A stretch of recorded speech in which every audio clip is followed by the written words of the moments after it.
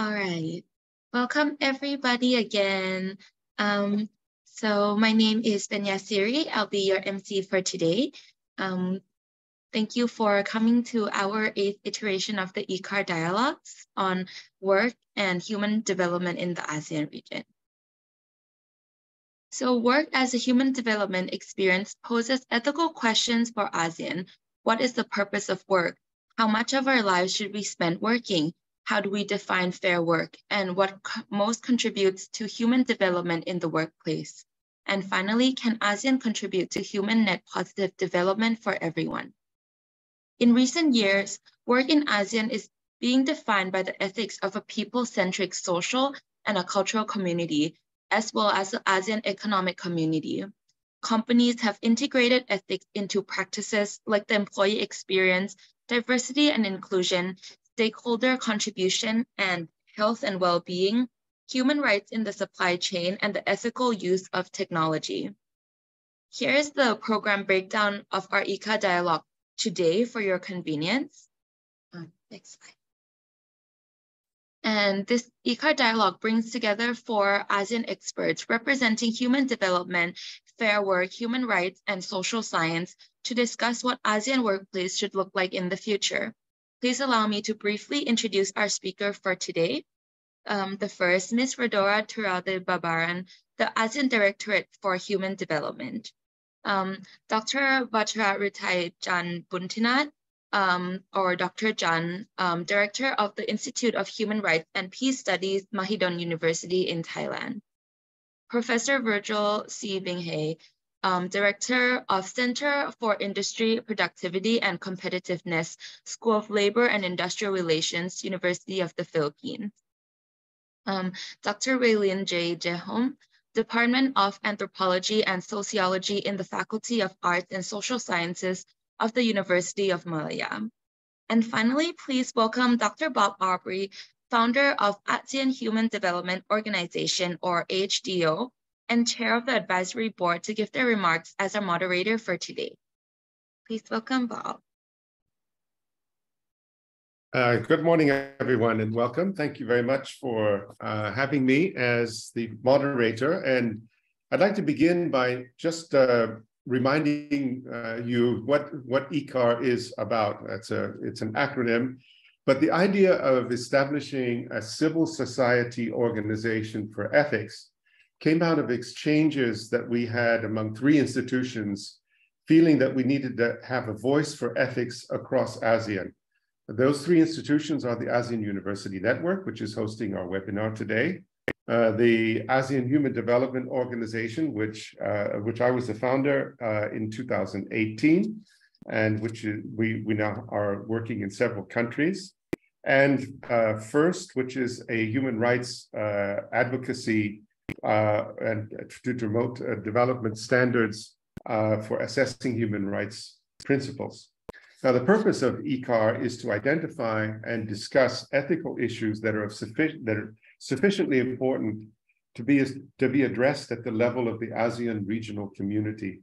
The ECAAR dialogues, this is the eighth dialogue, provides a space for stakeholders on current ethical issues.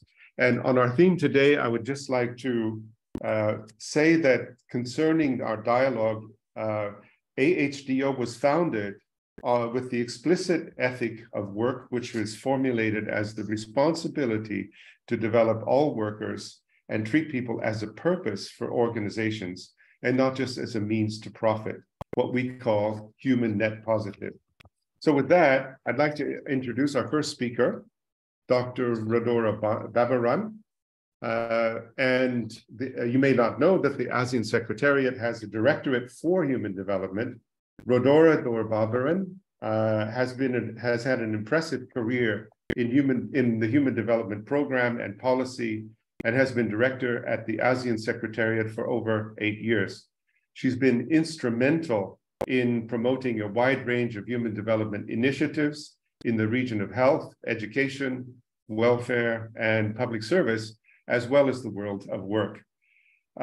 So Rodora has shared with us that ASEAN work in recent years is being defined by the ethics of this people-centric society that Siri just mentioned. And yet, ASEAN individual member states have very different laws and policies on work. Is this unlike the European Union, for example, which is much more harmonized? What are the ASEAN ethical commitments about human development that we see at a regional level? And how do you see this shaping up in the purpose? I hand it over now to Ms. Rodora Babaran. Laura, thank you. Thank you very much, Bob, Siri, and to all our panelists and audience for today's webinar. I will be sharing some presentation later on, but let me just express first my gratitude to the organizers for the opportunity to share about ASEAN and its work on human development. It is an honor, and I hope I can contribute in achieving the objectives of this 8th webinar. So at the outset, let me just underscore that the terms I will use here align with the accepted terminologies in ASEAN when we discuss about human development. So let me just very briefly put up my slide. So can you see it from here? Yes, we can see. All right, wonderful. So I moved too quickly. Okay, all right. So let me begin by introducing ASEAN, especially for those of you who are not familiar with it. ASEAN is an intergovernmental organization established on 8 August 1967 through the signing of the ASEAN Declaration. It is also known as the Bangkok Declaration. It was signed by the foreign ministers of 5 founding countries: Indonesia, Malaysia, Philippines, Singapore, and Thailand. And eventually the other member states followed. Brunei Darussalam joined in 84, Vietnam in 95, Laos, PDR, and Myanmar in 97, Cambodia in 99, making up for what is today the 10 member states of ASEAN. So as earlier highlighted by Bob, you know, the prevailing ethics in ASEAN is a people-centered, people-oriented ASEAN community. So the aims of ASEAN as enshrined in the Bangkok Declaration include, among others, to accelerate economic growth, social progress, and cultural development in the region, and promote regional peace and stability through abiding respect for justice and the rule of law in the relationship among countries in the region, and adherence to the principles of the United Nations Charter. In 2015, ASEAN declared the ASEAN community comprised of 3 pillars. So these are the political security, economic, and social cultural communities. The leaders also adopted the ASEAN 2025 Forging Ahead Together, which includes the ASEAN Vision for 2025, as well as the 3 community blueprints, as well as the ASEAN Connectivity 2025, and the Initiative for ASEAN Integration. The new roadmap placed heavy emphasis on putting people at the center of ASEAN, where people engage in the community building process and partake in its benefits. So the ASEAN is guided by the ASEAN leaders through the annual ASEAN summits, the chairpersonship of which is rotated annually based on alphabetical order of the English names of the ASEAN member states. This year, ASEAN is chaired by Indonesia, who adopted the chairmanship theme of ASEAN Matters, Epicentrum of Growth. In order to implement the decisions of the summit, the ASEAN Coordinating Council, composed of foreign ministers of all ASEAN member states, coordinates the implementation of the mandate of ASEAN leaders and all cross-pillar initiatives of ASEAN. There are also community councils from the 3 pillars of ASEAN that oversee the implementation of decisions of the leaders in their respective communities, and under which are sectoral ministerial bodies. Apart from this, there is also the ASEAN Connectivity and the Initiative for ASEAN Integration, which are both cross-cutting initiatives that involve various relevant bodies across the 3 pillars. Now, let me move on to sharing about the work of ASEAN on human development. Given the Vision 2025, it can be surmised that as human development is high on ASEAN's agenda. In complementarity with the UN SDGs 2030, ASEAN is committed to promoting and protecting human rights and fundamental freedoms, improving quality of life and living standards of its people, ensuring decent work for all, achieving gender equality and social inclusion, as well as enabling participation and meaningful engagement of its peoples and stakeholders. For this to happen, ASEAN cooperates in political security, economic, and sociocultural spheres in order to achieve a high quality of life for its people.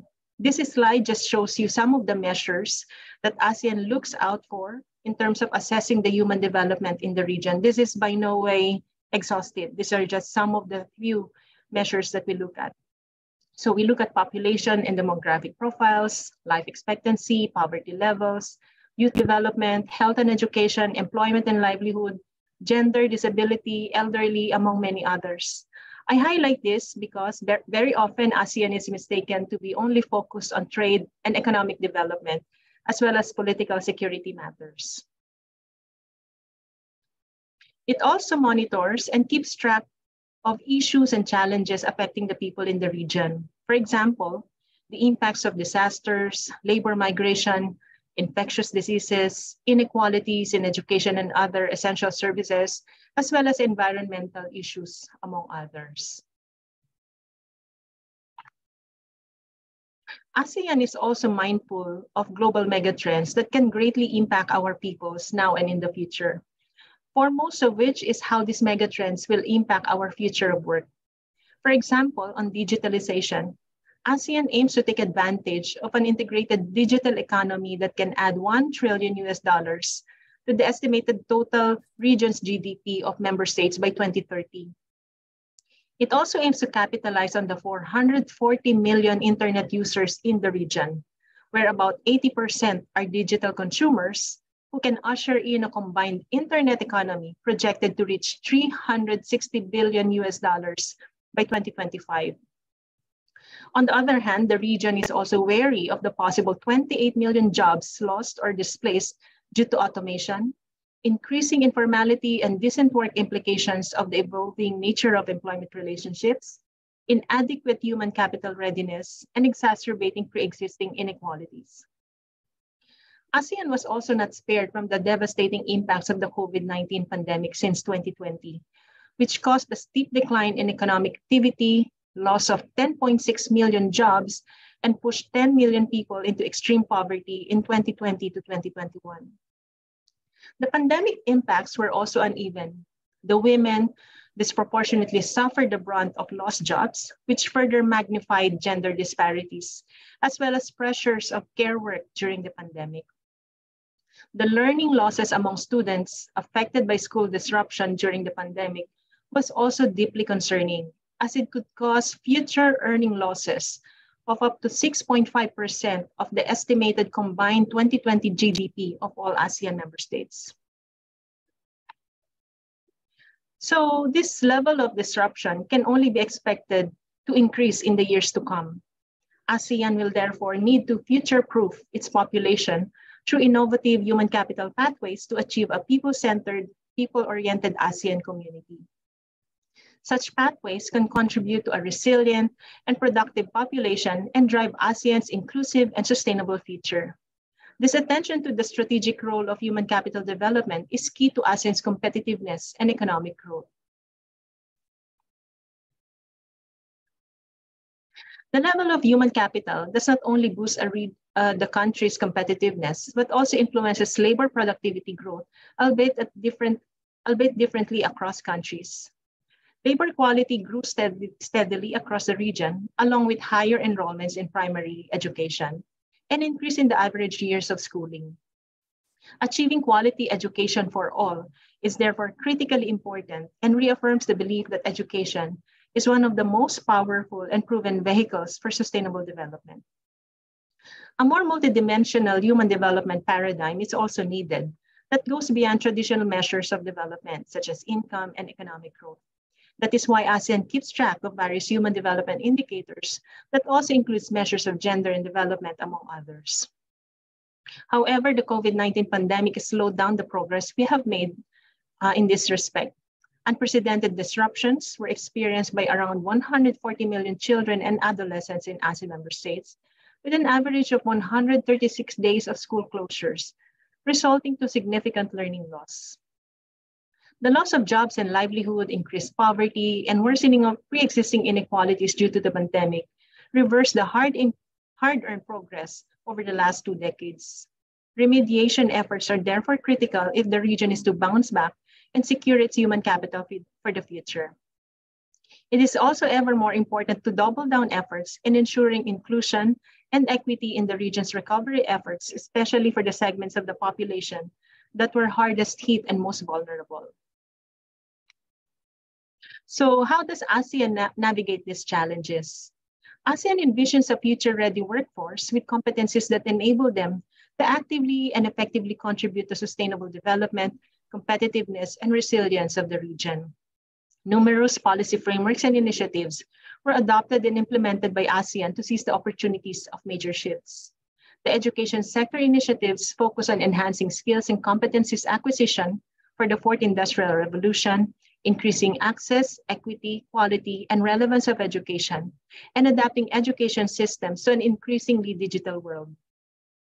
There are also initiatives to enhance internationalization of ASEAN higher education, including development and implementation of regional frameworks such as ASEAN Qualifications Reference Framework, ASEAN Quality Assurance Framework, and enhancing intra-ASEAN student mobility. Furthermore, forward-looking human resources development as part of digital transformation is called for in the Consolidated Strategy on 4IR for ASEAN. This responds to the need for 4IR readiness in ASEAN in terms of workforce, infrastructure, and regulatory frameworks. In the same vein, the ASEAN Digital Integration Framework and the Bandar Seri Begawan Roadmap acknowledge the importance of upskilling and reskilling the workforce in achieving the full potential of digital integration and enjoying the benefits and opportunities that come with it. Towards the vision of ASEAN as a leading digital community and economic bloc, the ASEAN Digital Master Plan 2025 underlines the measures for digital inclusion and digital skills that will boost employment and productivity. Partnership with the private sector is acknowledged in all these outcome documents as key in taking all those measures. PVET, in-company trainings and apprenticeships that enable learners to enhance digital skills are encouraged to be widely promoted. Sustainability is also an emerging engine of growth that is reshaping the economies and societies across ASEAN and around the world. Pursuing sustainability is one of the key elements for the region's post-pandemic recovery, and much more still needs to be done before countries can meet their net zero goals. ASEAN is also taking measures to promote transition towards green and circular economy and simultaneously inclusive digital transformation. PVET is expected to play a key role in preparing learners for emerging green jobs and providing them with green skills and competencies. This pathway towards an environmentally sustainable economy is underlined in the ASEAN Declaration on promoting green jobs for equity and inclusive growth of the ASEAN community. Another major shift affecting the region is population aging. With increasing old age ratios and reliance on the shrinking young workforce to finance public health costs and social pension, the ASEAN sectoral bodies on labor, social welfare, and health, in particular, are taking efforts to support the capacities of member states in addressing this issue. This includes a regional study on old age income security in ASEAN member states to provide feedback on the policy trends, challenges, and opportunities, as well as a regional plan of action recently adopted to implement the Kuala Lumpur Declaration on Aging, Empowering the Elderly. Labor mobility has significantly contributed and will continue to boost economic growth of urban centers in the region. The need for migrant workers to supply needed services in certain sectors and member states is undeniable. Vocational training in sending states would need to be responsive to labor market demands of both domestic and the regions.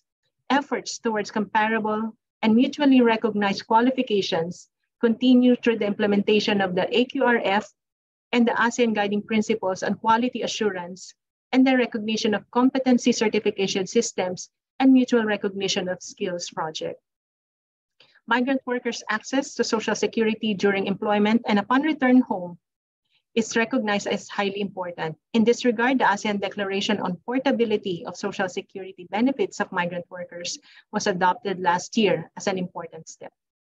And finally, social protection and security are also at the heart of boosting human capital for ASEAN's vulnerable populations. Amidst the region's robust digital economy, more people generate incomes from platform work, in which decent work deficits are often found. Informal workers, including those in platform work, are still excluded in non-universal social protection schemes. Many member states are looking into ways to ensure that well-being of platform workers is protected despite their non-traditional work relations. The regional study on managing technology's implications on workers and employment relations examined how policies and regulations should evolve to accommodate the region's digital transition in the world of work. Now, this brings me now to my message to companies and HR professionals. As I highlighted previously, partnerships, collaboration, and collective action will play a critical role in human capital development. In this regard, as human development practitioners, you can help through supporting initiatives and advocacy on lifelong learning, opportunities for employees, offering apprenticeships for incoming entrants to the labor market, engage in education and industry partnerships, promoting healthy and active aging in the workplace, promote and adhere to decent work standards, including social security, ensure occupational safety and health, including mental health support and resilience building, promote policies on gender equality, disability and social inclusion, and promote good and ethical corporate governance and social responsibility. Now, as for my message to students in our audience, ASEAN is strongly committed to building a community that provides opportunities for all. It works across sectors in government and with partners such as non-ASEAN countries, the private sector, international organizations, civil society, and people's organizations to deliver on its goals. So I enjoin you to watch out for opportunities to participate, engage, and benefit from the ASEAN community building process. So this concludes my presentation. Thank you very much for your attention. Back to you, Bob. Thank you very much, Rodora. And that was a really great overview of what's going on in the region. And there is quite a lot, as we can see. Now, I'm going to ask Siri, we have time for one question before we go to the next panelist. Do you have a question from the audience that you can select and let us know? Please go ahead. Yes, for sure. So most of our audiences are actually students. So one of the questions that stood out is, what should we as students be expected in the future ASEAN workforce? Big question. Rodora, over to you. Do I answer right away? All right. So as I mentioned in my presentation, the world of work is continuously evolving. As much as possible, we come up with evidence-based policies and initiatives in order to prepare our human resources, our human capital for that future world of work.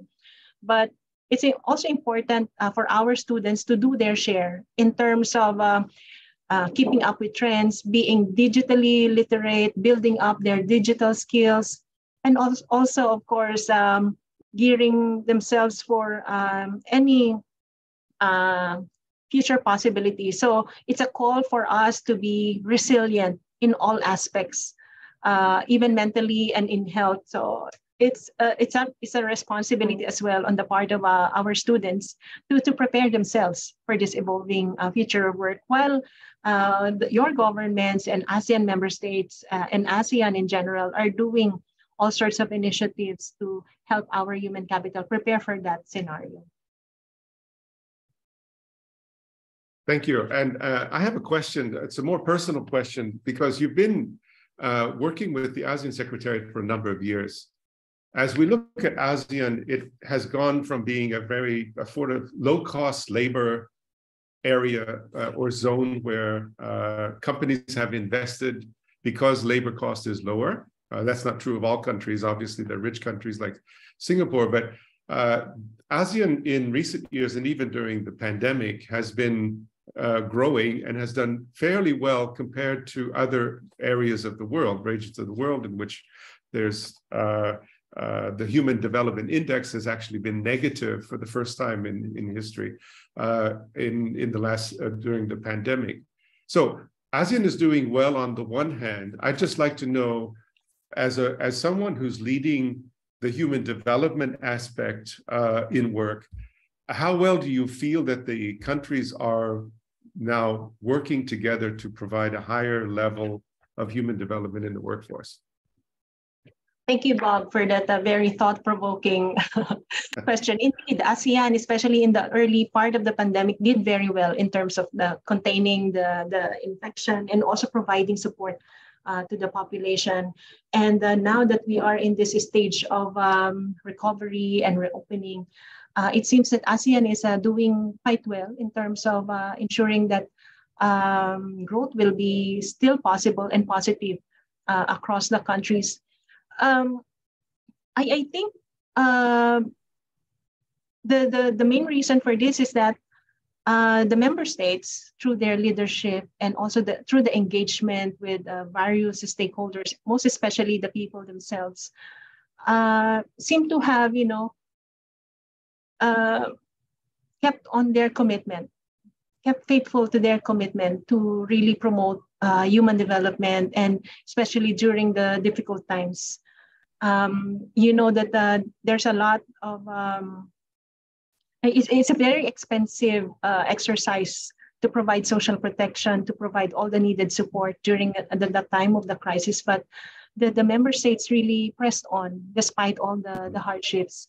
And now you would see that ASEAN member states are one of those that are really more aggressively opening up, making sure that opportunities flow into their countries and to the region. So I think it is this level of commitment among ASEAN member states and more broadly as ASEAN that has kept this commitment alive, and perhaps the continued leadership of ASEAN as a regional body contributed in this respect as well.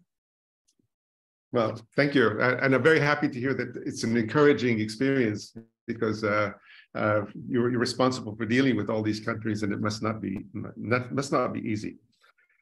We'll come back to Rodora and the other speakers at the end. So please, for the audience, continue to send in your questions, and we'll have a general discussion at the end. But I'm going to go through the different panelists one by one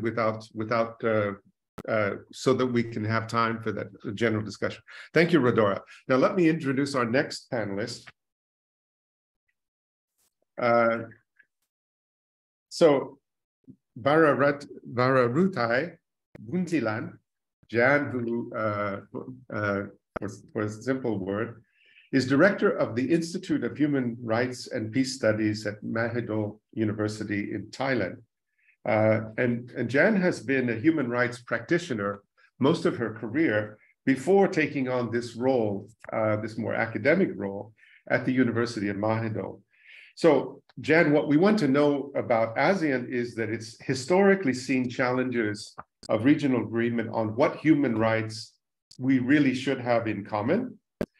We have achieved a declaration of human rights for the region, but when it comes to work, it's not just the human rights in terms of the formal articles that you could read in a constitution or a declaration, but it's the day-to-day decisions that we have to make about fairness, discrimination, and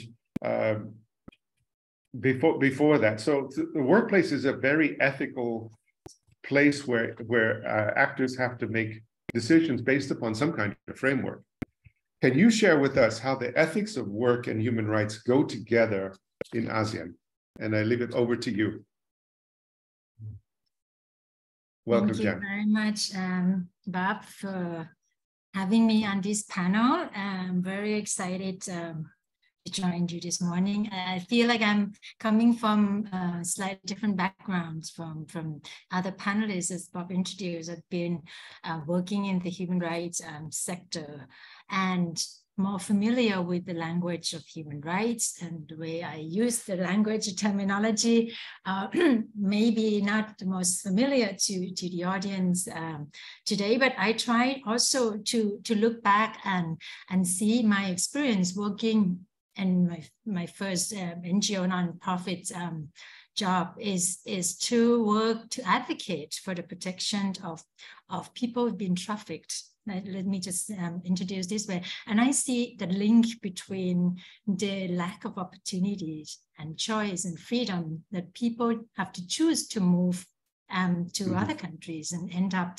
in the situation of being trafficked. So I really see that connection between, you know, when we talk about human development and the protection of human rights of people. So I'm trying to share with you today. Just a question to clarify, Jan. Yeah. So what trafficking means what? Is that really human slavery, or is it, what's the definition? Yeah. And you've been working in that area for some time. So. Yeah. I mean, there's a long formal definition of human trafficking as enshrined in the Convention on Transnational Organized Crime.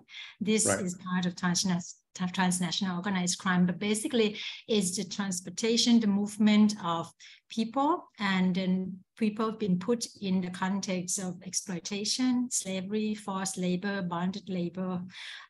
These are the general kind of broad definition of trafficking. So yes, I worked with women who've been Thai women who've been trafficked abroad.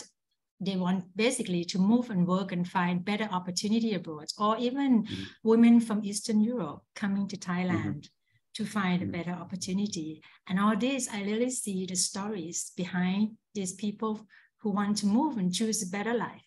And so it's about people not having an opportunity at home or seeking a better opportunity elsewhere. And they end up becoming undocumented. That means because they move illegally, so-called illegally. We use the term undocumented because they are not using proper documents to move. Sometimes they've been smuggled, right? And so they ended up as criminal because they enter the destination countries and without proper papers. But basically, that's how I started working in human rights and understanding the situation of people in the ASEAN region. And I want to say that with that kind of experience, I move into the academia because I feel like we need to change the way education delivers. So yes, education has been for the prime purpose is to basically get people into the workplace to develop human capital, human resources, and contribute in economic growth, economic development. But I really see that education has a role to cultivate citizens, the mindset of citizens, national citizen, regional citizen, and global citizens, because we cannot separate the economic sphere and social political sphere anymore. We can see the impact, political crisis in our countries that impacting on the lives of people economically. We cannot run business as usual when we have this health crisis, right? So, I mean, all these are connected. And that's why I think education sector is very important. And I'm very pleased to be, sharing with the students who are joining the panel today, the perspectives where I'm coming from when we talk about the connection between human rights at work, or how is that linked to the ethic of work. So I'm trying to, I don't have a slide, but I'm going to try to cover 3 or 4 areas broadly. So the first is about ASEAN and human rights. And then the second part is connection between ethics of work and human rights, and looking at the challenges of human development in terms of freedom and opportunities. The first speaker already touched on that, so I'm not going to say so much about that. And lastly, maybe if we still have time, talk about how do we take a stand as ethical stand as an individual, as an institution. So briefly, as Bob mentioned, actually, ASEAN countries may be on a very different level when it comes to upholding human rights. However, 10 years ago, the ASEAN region has adopted the ASEAN Human Rights Declaration, which basically follow on the Universal Declaration of Human Rights, which was adopted in 1948. And actually, the ASEAN Human Rights Declaration has more articles than the Universal Declaration of Human Rights, because the ASEAN Declaration talks about right to development as well as right to peace, which was not in the original Universal Declaration of Human Rights. So you can see what values that ASEAN nations prioritize. So And besides this decoration, and it's this decoration provide the basis for the ASEAN government to respect, protect, and promote human rights in the region. And this is in addition to what each country already has signed up for in terms of specific international human rights convention treaties. Again, not to mention the Universal Declaration of Human Rights, UDHR. Now, when it comes to ethics of work and human rights, I can see a close connection between the two, although I'm not very familiar with the language of ethics of work. I had to kind of do some studying to trying to make that connection. Basically, human rights are what people are entitled to because they are human beings, right? And human rights norms are laws that meant to protect people as rights holder. The human rights laws are directed primarily at the government, who have the duties and obligation to respect, protect, and promote these rights because they have the power, right? But increasingly, the private sector, the corporates, become very powerful. Some of the income of corporates are even higher or bigger than some countries' GDPs, if you don't realize that. So corporates are very powerful. So now corporates need to take responsibilities as well for human rights. It's not just government anymore that have the power. So oftentimes the international human rights law get translated into domestic laws. So most of our ASEAN countries, as Ms. Vadora has said, we have laws to protect workers' rights, in workplace. The international labor organizations, which you will hear more about, also have the standards on labor protection. So human rights also have very specific sets that address rights at work, right to work, decent work condition, equal pay, having rest, freedom of association, and that type of thing. So these rights are applied based on the principles of non-discrimination, principle of equality, and accountability. What do we mean by non-discrimination? You cannot have rules or practices at work that intentionally or unintentionally put someone at disadvantage because of his or her sex, gender, nationality, race, beliefs, for example. And you can look at how, companies, corporates, having laws and policy that may discriminate in the rule and regulation or unintentionally have the effect of discriminating certain people because of certain identities that they have. And I think these rules and principles are actually closely related to the ethics of work. If you define ethics of work as how organizations want to treat employees or other stakeholders, right? They don't want to discriminate against employees or other stakeholders. They want to ensure equality, in terms of pay, and to treat everyone decently in terms of work condition. So ethics could be legal, or it could just be a moral guidelines. But human rights laws are law. They are codified as laws. Right. So now the problem comes when we have human rights standards and laws that are not being enforced, right? So we fall back into certain ethical guidelines, because ethical is more from belief. What do you believe is right? What is the right thing to do, right? So I think when you talk about what's the right thing to do to treat someone, to treat workers, and you take that on as become more of a more rigid standards that have, how would you call it, some consequences. So if you don't follow certain laws, maybe there are certain reactions, right? Certain, I don't want to say punishments, but you might be fined. There's just some labor laws you don't adhere to, right? So you might have to pay some fee, some fine. Or the company has to shut down or something like that. But ethical guidelines, I think, are more from what you believe as values. And so the organization can agree to and can adopt some of these ethical guidelines, which would reinforce the principles of human rights, right? So I think you need both. You need both the hard laws and also these soft ethical values, which need to be cultivated and agreed upon by people, because you cannot enforce laws if there's no culture. It's a lot to do with culture.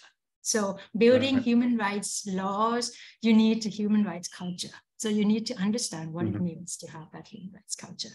So now, briefly, when it comes to ethics or human development at work in terms of freedoms and rights, if you understand, or we understand human development as the expansion or enhancing of real opportunity and freedom, we see a lot of work that still need to be done in the ASEAN region. So despite all those laws and regulations that we have, when it comes to the groundwork, you will still see a situation of forced labor, child labor in the region. Human trafficking is still rampant in the regions. Discrimination on the basis of sex or gender, ethnicity, it's still there, right? So how do we address this kind of non-compliance if we talk about human rights in terms of non-compliance? So there's a lot of discrimination, the supply chain, the treatment of workers. Maybe in the company you have people in the company who are able to have decent work condition, but when go down to the supply chain, many companies have that. The situation is very different. So I think when you look at the human development as expansions of opportunities and freedom, you need to look at the whole chain of work, what we talk about as work.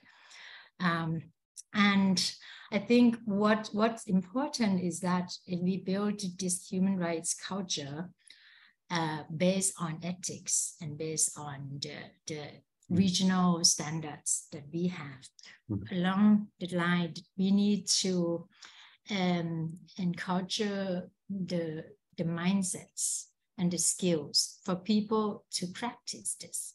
Because it's one thing is to say that, okay, we have these rights and we have these norms, but how do you make sure that you can use it? How can you enforce it? Because when it comes to taking difficult decisions in some situation, taking a stand to ensure that we can uphold rights, we can promote rights, maybe there's backlash against that. There might be some negative consequences, right? So you might get into trouble. So I think the question here is that as an individual or as an institution, company, how do we take a position that is ethical, that will protect and uphold the rights of people and the community? And I think there's very different levels that we need to be looking at the individual levels. If you are a staff, employee in a company, and you face, or of someone who's been bullied, for example, would you speak out? Would you speak up and take any position, take a stand to protect the people? It's about creating that kind of values and believe that something has got to be done when the situations are not right. But of course, the safety is a prime concern. So you don't want to be doing things that put you in dangerous situation. And this is the same thing with our human rights defenders. People risk their lives to protect human rights. They're put in jail for speak out against certain malpractices. So I think maybe just to share that there's no clear answer of what to do, but it's about your values and what you believe and how much you're willing to take a stand for. But if you know that some decisions or some actions going to end up threatening lives of other peoples or affecting the communities, affecting life, you're not taking a stand, or you are being a bystander instead of being an upstander, you are not. For me, it's unethical. So I think we need to encourage and build that kind of environment that will enable people to not be bystander, but be upstander when it comes to taking decisions on ethical issues. But as as a group, as an organization, you know, because one person speaks, you can hear it's not loud enough. You need more. Right. And the number matters. So I think it goes back to how you can work and build allies, and how you can put this strategically in the company, in the organizational culture. You become part of the organizational organization. How do you create that culture that would go extra mile to recognize, you know, that the companies can do certain things to protect the disadvantaged, not to discriminate. And there's a whole area around business and human rights, you know, that comes into play. And we can discuss that later. So I think I have 10 minutes, so I just stop there for now. Good. I'm going to jump in before we go to the audience question, because there are two issues here that concern what we've been talking about. Number one is that in companies, the traditional concept is human resource, which means that you do not have, as a human resource manager, the obligation or the responsibility. You have a legal obligation to defend policies of human rights, but you don't have the obligation to speak up. You're not obliged to lead. And this is something that we're encouraging human development professionals in companies and outside companies to actually start taking a more leadership position and take responsibility that would be recognized. My question to you is now you've moved into education, right? And Mahidol University is the first university in ASEAN to actually to teach human rights and have a human rights institute. We know that there are quite a number of ethics courses across universities, thanks to the AUN. We've checked those and we're working on this issue. But what about human rights? Are you seeing and are you encouraged by what you're seeing in universities in what you're calling preparing students for a culture of human rights and to be able to take leadership and responsibility? Yeah, thank you very much for that question, Bob. This is what we're trying to do. We said we cannot just teach human rights for those who are interested and apply to our program because they are already converted, right? We need to mainstream. We need to reach out to healthcare professionals, to engineers, to nurses, you know, and they have their sets of ethics, you know, ethics of healthcare, ethics of social work, something like that. The language may be different, but I think the goals are very related. Human rights, as I said, has the element of addressing to the people in power, being the governments or companies. You know, ethics at the professional level, maybe how they treat the clients, the patients, things like that. But I think they are linked. So what we're trying to do, we want to mainstream human rights into these different disciplines. So we need to start with having conversation with those disciplines and to see, you know, so they don't have to be afraid, because in ASEAN, I think people are afraid when we open our mouth and start saying something about human rights. They think we are just a radical and we're going to go and protest. We're going to create problems. Okay. Thank you for that answer. And now let me ask Siri, do you have a question for Jan from the audience, please, before we move? Yes, there's a question specifically for Dr. Jan. So the question is, how can we ensure that nations produce laws that protect the workers under a system that values capital more than human rights? Yeah, well, very good question. I think I might have touched on that partly, because we have many good laws, right? That starting from the international human rights laws, the labor laws by the International Labour Organization. So they're protecting workers, but they are not being enforced.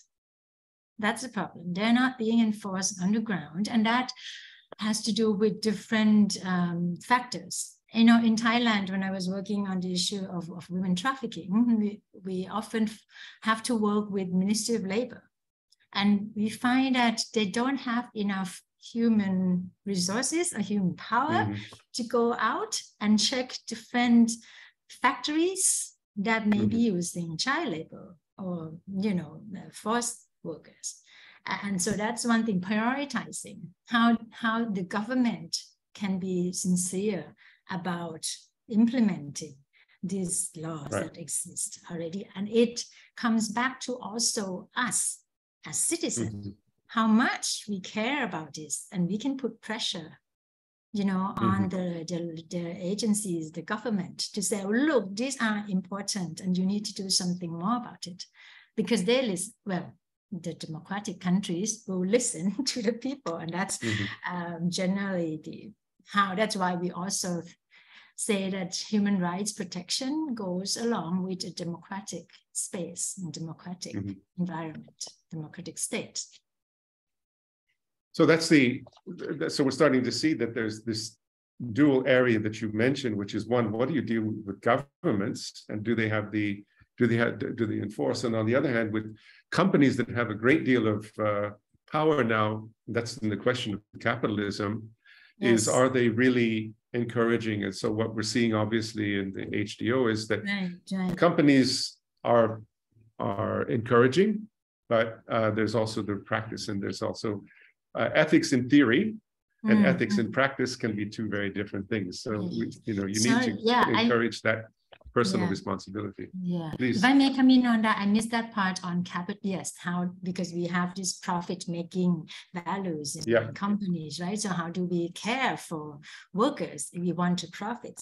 But I think if we're looking in the long term, if you have healthy employees and employees who are happy to work, and I think in the long term, it have a positive effect on how, you know, companies perform. These companies now, big companies now, are very concerned about corporate social responsibilities, but that is, for us, from the human rights perspective, is more of a kind of weak approach to protecting human rights. And that's how we have now already 12 years, the UN, the United Nations Guiding Principles on Business and Human Rights, looking at how actions or operations of companies or corporates having a negative impact on people, communities, stakeholders. So I think, yes, it's more that we need to fight for. And I'd just like to make one point, because I'm working on ethics through the ECAAR, where I'm actually working on a book on ethics for ASEAN. The idea that if you are ethical, then that is going to be good for the company results is false logic, in the sense that, you know, Jan, you're in human trafficking, right? That whole debate about slavery that goes back 200 years or more is you do it also because it's the right thing to do, not because your company is going to make more profit. So there's a false argument that is often given in companies that, you know, you should make people happy, you should treat them equally, et cetera, because it's going to be better for the profitability of the country or the economic development profitability of the company or the economic development of the country. But in fact, it's something, this was a big debate in ASEAN in the 1990s.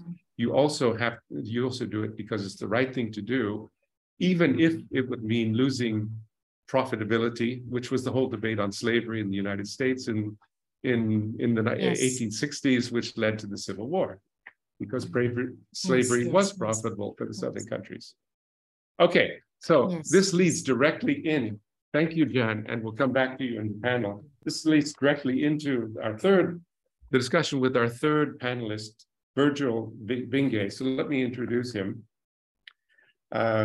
We call him Prof. Dong. Virgil Bingay is director of the Center of Industry Productivity and Competitiveness at the School of Labor and Industrial Relations at the University of Philippines.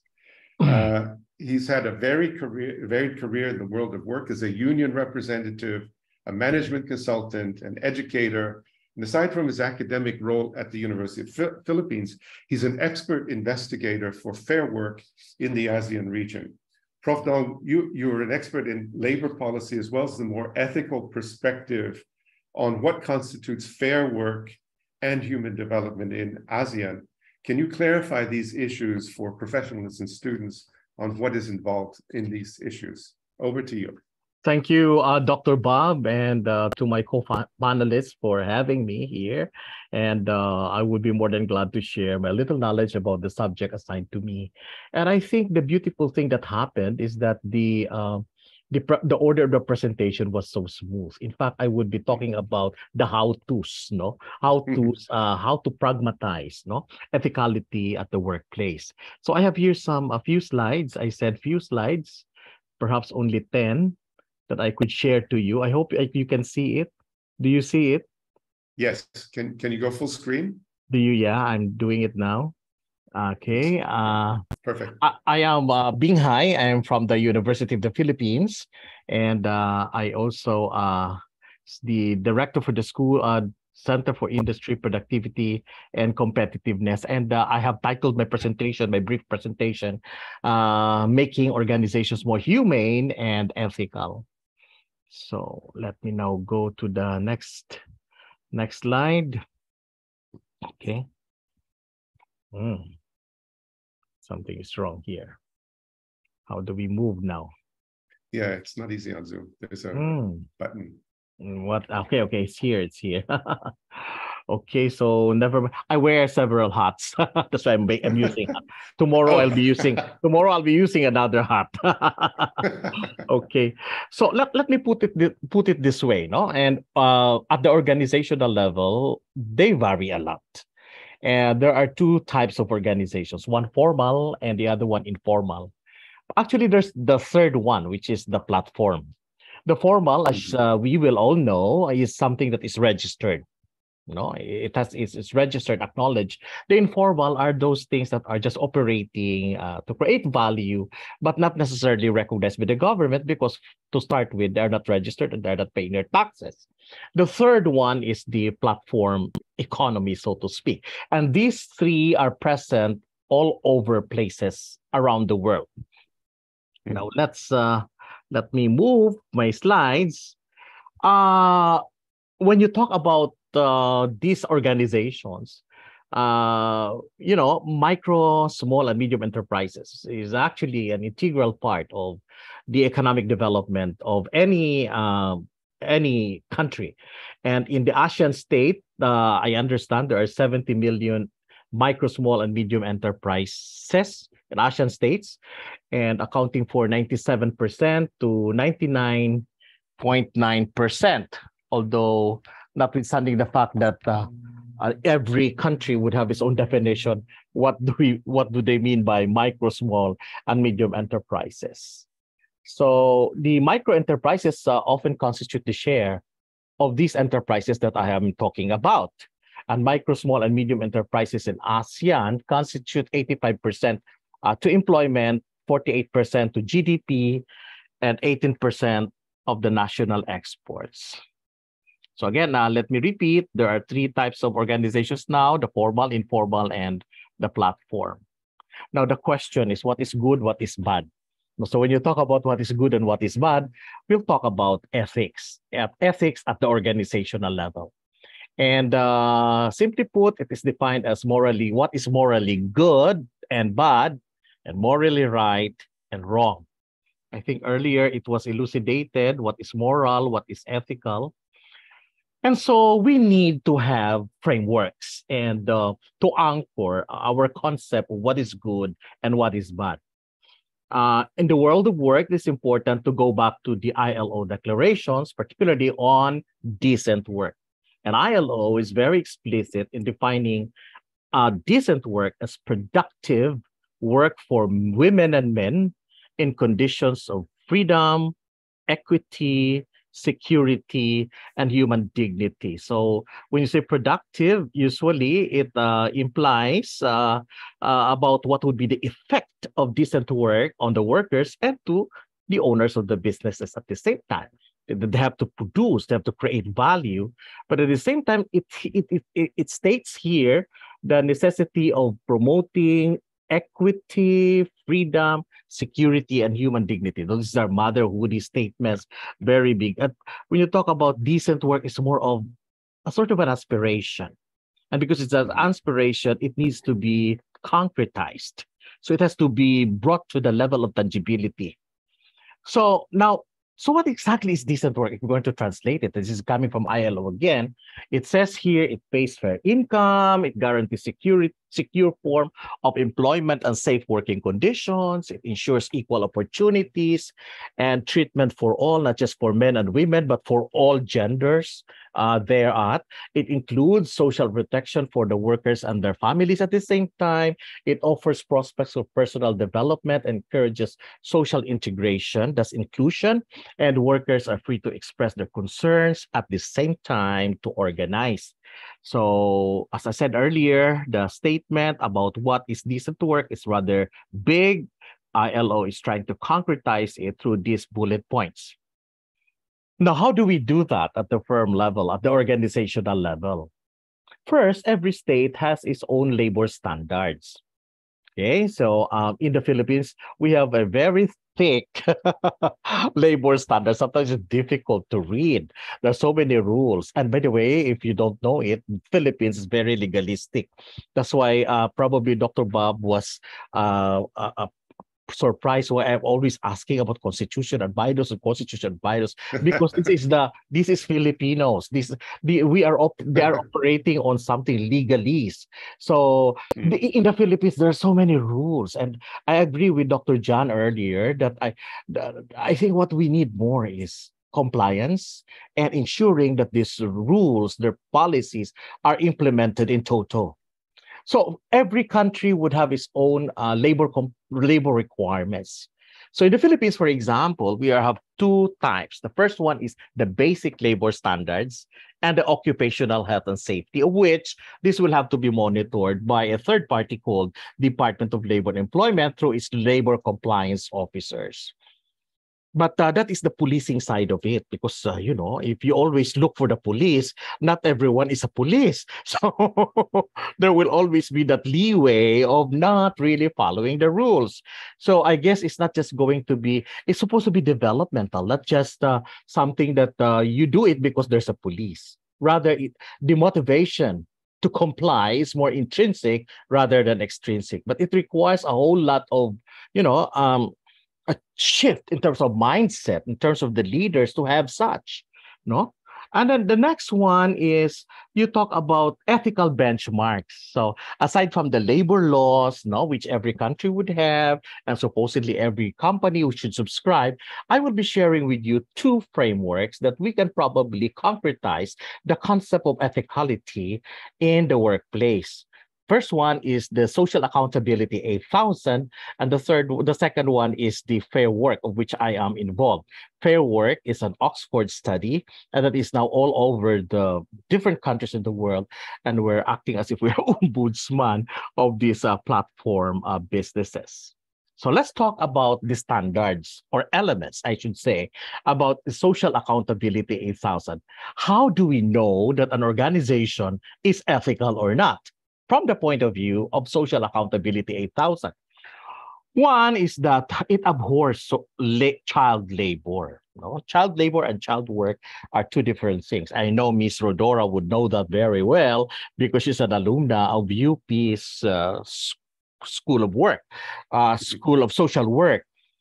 Child labor is when you are actually not giving that child enough time to pursue his education and many other things.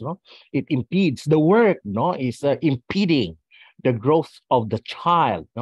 So the ILO has described child labor as an invisible workforce, especially for micro enterprises. So he started a discussion with micro, small, and medium enterprises, and which, by the way, the bulk in terms of businesses are belonging to the micro and small enterprises. So no child labor, no use of child labor. That's one. The second one is again, following up the discussion earlier about trafficking, human trafficking thing, no compulsory labor. In the Philippines, we have that enshrined in the labor code, that no one will be forced to work. No one will have to be forced to work. So the third one is the health and safety, of which I think this is becoming more pronounced because of the COVID-19 pandemic. The third one is freedom of association and right to collective bargaining, the employee voice, that you are not being annihilated or disenfranchised because you try to form agrupations of people, union, etc. The other one is that there is no discrimination, and discrimination takes different forms and shapes. And so because of there is no discrimination, supposedly implies it should promote inclusion. Disciplinary practices, no, especially the observance of the due process of law, and the soundness of the policies that you have in the company, as the security of tenure is very important for workers. The other one is the work hours.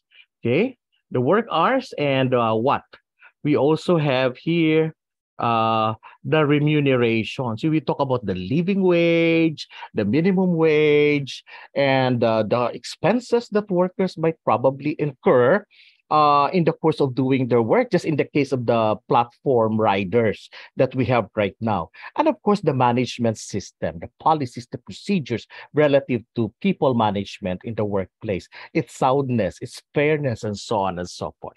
So these elements are used to assess whether these companies are supposed to be accredited by Social Accountability 8000. So one way to promote ethicality is, one, you subscribe to the tenets of your codification of laws.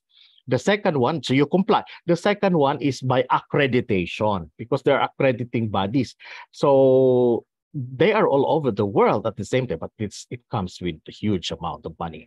By the way, I'm not selling this one. I'm not getting anything about it. But since we're asking how are we going to do it, then I'm telling you this could be one of the ways that you can do it, aside from complying with the labor standards. The second method or tool that you can use is not by accreditation, but sort of an ombudsman. Of which I am involved. No, this is an Oxford study that is ongoing, and we are looking at 5 principles, whether these are present in the companies that we are checking or not. Only that this is more explicit. There is more aligned for platform businesses because of the digitalization, artificial intelligence, and so on and so forth. Fourth industrial revolution, we are really moving to a new disruptive way of work, and that is the so-called platform economy. So we're looking at whether the pay is fair, no, whether the risks, the hazards of the work, so the working conditions. We look at the contracts that these people are having with their employer, with the platform, whether it's fair or is it onerous. We look at fair management, especially in terms of coming up with their policies and in ensuring that they are fair in terms of disciplinary action, and they follow the processes that are required by the law. And the last one, which is fair representation through organizing workers, through an organized set of workers to have their collective voice. So if you notice the principles, no, of fair work at the same time of social accountability, there are similarities. Of course, there are variations. In research, we always talk about operationalization of terms. So all of these are operationalized based on, you see, where they are coming from the perspective. But if you see, decent work is very present in all of these. In other words, we talk about decent work, how? Then you have these 2 frameworks. Of course, we were talking earlier about compliance to regulations of different countries relative on how labor laws would have to be implemented. The third one, which is more powerful, and I think I am more subscribing, is the need to have more internally driven, and that you have organizational culture embedding mechanisms. And this is important that you have the code of conduct to start with. The code of conduct should be aligned with those international standards, with those benchmarks, Of course, the code of conduct should be aligned to the corporate values, what the organization what the organization considers as important, but it has to be implemented. It has to be implemented. And the thing that would make it implementable and implemented to ensure its implementation would be leadership.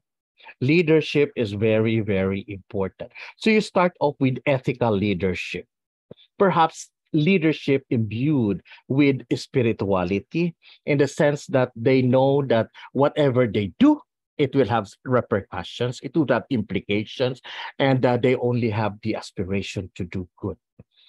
So this is the thing that I would like to have, so that you will the thing that I would like to share, so that they will have an organizational culture that is not only healthy but ethical. You know what is good and you know what is bad, no? So the next thing is okay. So part of it, an expression today, especially today, and talk about the trends today. When you talk about organizational culture that is morally good, ethical, then we are talking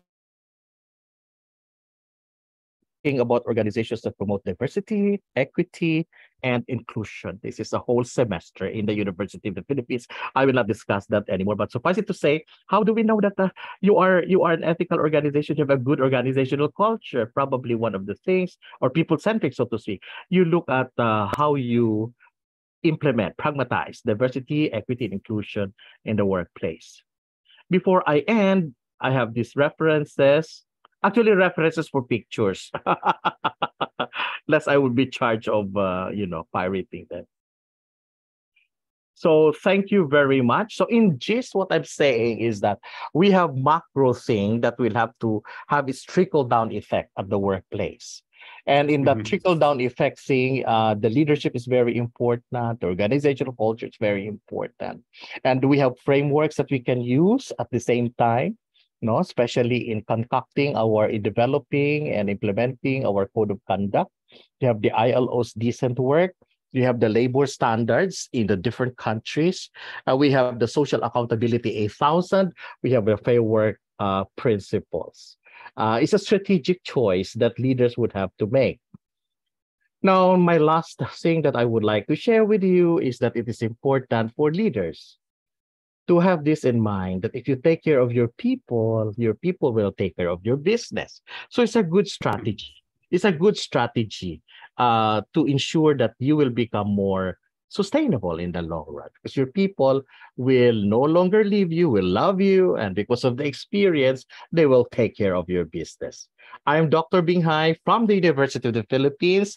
Thank you very much. Should there be any questions, please feel free. Thank you, Dr. Binghai. So, Prof. Dong, and let me ask one thing, because Rodora did talk about platforms, and you did a study of fair work in the platform business. Can you tell us a bit about that, so that we have a concrete picture of what's going on in the workplace? Because there's a big shift now to people working independently. You could say that's a very good thing. It's freedom. I can do what I want. I don't have a boss. I could make my own contracts. But what is the problem, and what are you seeing the platform companies doing? Well, the gig economy has been here for a long time. I am actually a gig worker. I'm doing consulting, so I'm a gig worker. I've been doing that since time immemorial. But the digitalization is disruptive. Gig is now associated with platforms, and that makes the total difference. So the primary question, really, the primary problem really here is the classification of the workers. So if you are an independent contractor, because you are a partner supposedly of the platform businesses, then you're not given the the protection, say the social protection and those labor standards that we're talking about may not necessarily apply to you, like minimum wage and so on and so forth. And that is the problem, not just in the Philippines, but all over the world, because Oxford study is global in nature. So that is a common theme that we found out, that these people are disenfranchised. No, they have no protection from the heat of the sun, from accidents, from death, considering that their work is really very dangerous, especially the two-wheel, the motorcycle that they are using to deliver the goods to different customers. So that's one. So given the criteria, the principles that I mentioned a while ago, we do research. We conducted research to different platforms in the Philippines. Of course, we homogenize, no? Platforms specializing on delivery, platforms specializing on hail riding, platforms specializing on blah, blah, blah. So for purposes of comparing apple to apple. Given those principles, the methodology that we used was interview. So we interview the workers. Okay, we also interview the owners. Okay, so or representative of the owners, and we show to the representative, the owners, what we found out. And aside from interview, by the way, we substantiate it with secondary data that we have gathered, or sometimes we got it from the World Wide Web, or sometimes we got it from documents that we bumped into. So we triangulate all this data and present them to the leaders of the organization. Of course, initially, they were the lawyers would be in front of us. The lawyers are in front of us, and perhaps they were thinking that this is an intrusion to their business affair. So of course we have to communicate with them. Why are we here? Why do we exist? And so on and so forth. But the nicer thing about it is recently, because this is now 2 years particularly in the Philippines, although in other countries it has been for a while. 2 years in the Philippines, it becomes developmental. This is the nice thing about it. Because with us, they are given input. The owners of the business are given inputs. This is what your people are talking, and etc. etc. And just a day or two, we were conversing with an owner, a representative of the platform, and they are now introducing insurance system for their riders, which initially they thought we are not supposed to be giving that to them. It should be their own. It should be through their own volition, because they're not our employees. But there is this shift, no? So what I'm trying to say, third parties like the ombudsman in this case can actually help promote ethicality in the workplace. At the end of the day, I always look at fairness in terms of, do we both win? Will it be a win-win situation? So that's it, and it's working. And now we are moving to different types of we're moving to different types of platforms, not just the delivery riders, so to speak. So the focus is really platform businesses and their workers, whether it's ethical or not, using the principles of fair work. But we're moving to other platform businesses at the same time. So you say that the ombudsman is sort of an ethical advocate. For those of us who don't know what this big word is, what is an ombudsman, and what do you do? And then we'll take the question from the audience. Well, it's just to define. I'm using the term loosely, actually, not in the real sense of what an ombudsman is. Yeah. I'm looking at it as someone who would tell you, oh, you do this and you do that. This is not good. This is not bad, based on our evidence, the evidences that we're able to gather based on empirical data. This is it. Now, if you continue doing this, what's in it for you? What will happen to your business? So just going back to the principle to the thing that I told you earlier, if you take care of your business, your people will take care of your business too. If you take care of your people, rather, your people will take care of your business. Right. Thanks. Let's go to a question from the audience. Siri, do you have one that for Yes, so the question is, how do we ensure worker protection in material needs when the current minimum wage is not enough to survive? Well, that is really, you see, that's the whole point, no? Even if you want to pay your workers, but if the circumstances will not allow you to pay your workers, I guess it's really going to be a problem. But when you talk about, working together, improving the business, promoting productivity, quality, customer satisfaction, and so on and so forth, all geared towards making the organization more sustainable in the long run. And by the way, there's a caveat there. When the company is already they're there and making a lot of money, there should be fair share in terms of the work. Right. It could be viewed as something temporary. Earlier, someone said, I think Miss Rodora was saying about resilience. So while this is the circumstances today, we don't really look at it as the end all, the end of the everything, but rather we look at something in transition. So I have seen in my work, in my consulting work, I've seen companies, especially that are not really doing well. And in all honesty, they could not provide enough for their workers. But there must be there must be leveling of the mind there. The people should understand the context of the organization. Communication is very important. Yes. Leadership is very important.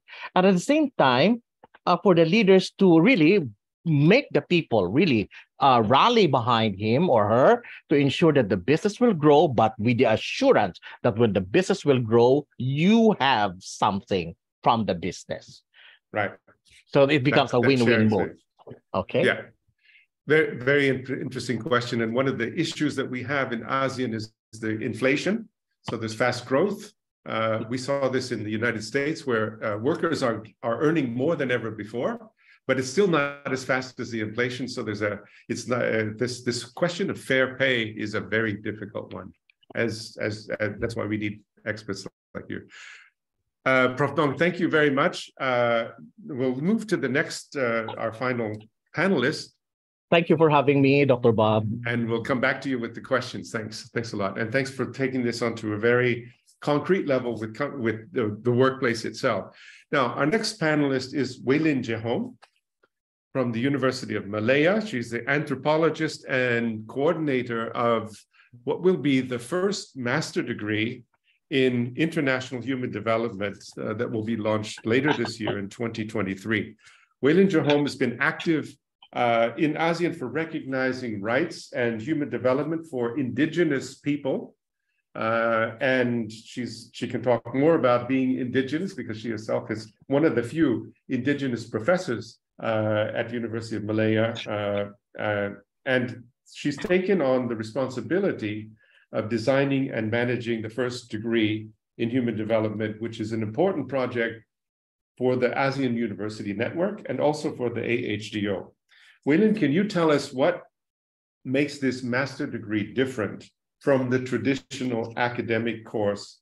And do you think that the degree professionals, this is for professionals of human development, what are the foundations that you see in the ethics of work, and what will these professionals actually represent? I'll leave it over to you, Weilin. Okay. Thank you very much, Dr. Bob Aubrey, and thank you for the invitations to share a little bit of my experience and also knowledge in coordinating this master degree. I would like to give a kind of background first before I go directly to answer your questions. And I will first start to highlight two very important things that I learned.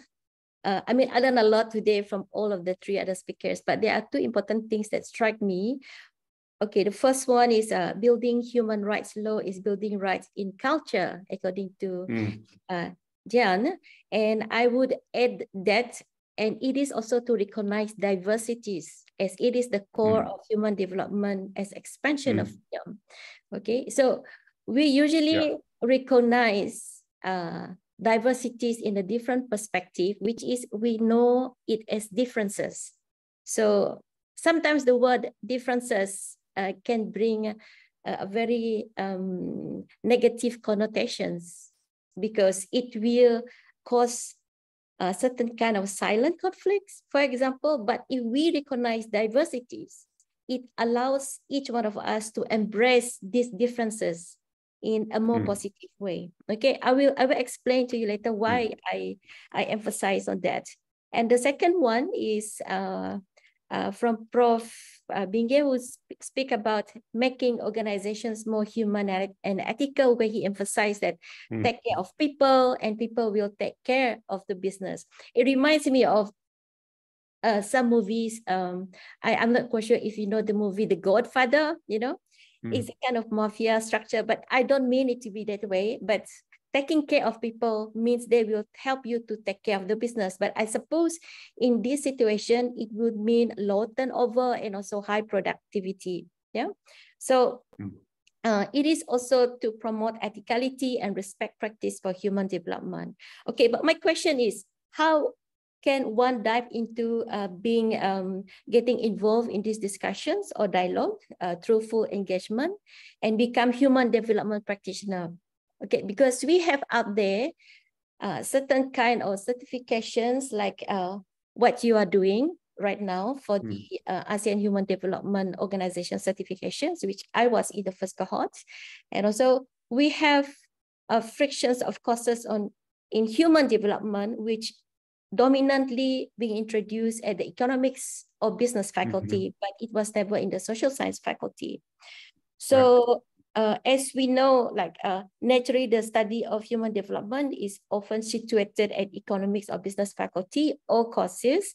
So it is just to emphasize that human development has been evaluated based on company achievements or productions and so forth, okay? But now I will pose a question which is on the way to answer your question. So how social science plays a role in human development understanding that pave ways to address work ethic that directly touching on the issue of human development. Okay, so one of the ways which is very interesting I found in my own work, having for many years doing ethnographic studies and being an anthropologist without realizing it, that I have been doing human development advocation since my first consultancy on rural urban migrants and also on the indigenous peoples who move from rural area to urban setting, and also doing some work at the consulting companies, for example, who are doing manufacturing. So one of the methods which is really, really close to human development would be ethnographic studies. And I will just explain a little bit of this. Like, for example, ethnographic studies or methods can be used to address the problem of how to understand human development in the manner that does justice to its many varieties, but it is also to the particular shapes it takes as it is played out in the diverse context. So again, we speak about diversities. Yeah. Okay. For example, I have this opportunity to do consultancy on understanding the situations of multicultural amongst multinationalities in a manufacturing company in Malaysia. So the manufacturing company is an international company, but the migrant workers are all from different nationalities from ASEAN countries. Yeah, and then which we all can also relate to in the sense that although we are in ASEAN claim to be practicing Asian values, we do understand that even our Asian values and our practices are various and diverse. So certain companies, they do not really understand this, thinking that if we are Asian, we are practicing the same values in very similar way. But of course, because of cultural differences, perspective, and also understanding, yeah, it's very diverse, that the way we do things or understand things or relate to things are very different. I gladly would like to refer to your book, which is on leading human development in ASEAN, where I actually pick some of the terms that highlight ASEAN values. And And these are very prominent than others, which visibly plays important role in these different societies, which amongst many, you highlight on the gotong royong in Indonesia, which is referring to mutual corporations. And then you highlighted on Kien Wong in Vietnamese, which means resilience. And then Malasakit in Filipino, which the word for caring. And then Merdeka in Malaysia, the word for freedom. And then Sanuk in Thailand, which means for fun. So if only we can get all these 5 terms to be incorporated one framework, you know, I think we can do so much to expand positive human development in various organizations in companies. So, but all these values understood in a separate context. So, and I said, imagine if all these values be practiced in work ethics and to understand how to develop human or societies in one framework, yeah, but to be altered based on experiences and also applications. Okay, so let me go down a little bit more on the example of the things that as human development practitioners can dive into when we look at the work ethics and human development. So based on my findings on some that I did, some of the barriers would be involving the communications amongst inter-ethnic or inter-nationalities and also local interactions. So we must not forget that local workers do have issues with migrant workers as well in accepting and adapting. Yeah. Also, and we also look at well-being and mental health, information for workers, which is on the company, local culture and social environments, and also rights, which has always been neglected. And also we forgot about the importance of communication with their family back home. You know, like some of these workers, they don't even know if their families knows how they are doing despite having phones, despite having able to do FaceTime, because they were unable to communicate what they are facing in that particular situations. Okay, so these are just some of the examples. Okay, so moving on, we should also always remind ourselves, especially if one is in an important position to make a difference in terms of human development, that social change is as important a feature of the context of human development as cultural setting. And this has been emphasized by Dr. Jan in her presentations. And in effect, people who identify strongly with different generations constitute distinct subcultures with distinctive expectations, values, norms, and also symbolic dialects or ways of symbolizing and expressing their shared experience. Okay, so we often forgot, especially at the higher positions in the human resource, we do not look at all these kind of things. So it is up to the human development practitioners to point out this and to improve the aspect of human development in many various different companies that can actually contribute to certain policies. Okay, so Siri, can you put up my slide? Okay, because I would like now to look at this. Okay. All right. Okay, so I will just let the audience to look at the slide while I'm just explaining some other things which is related to this.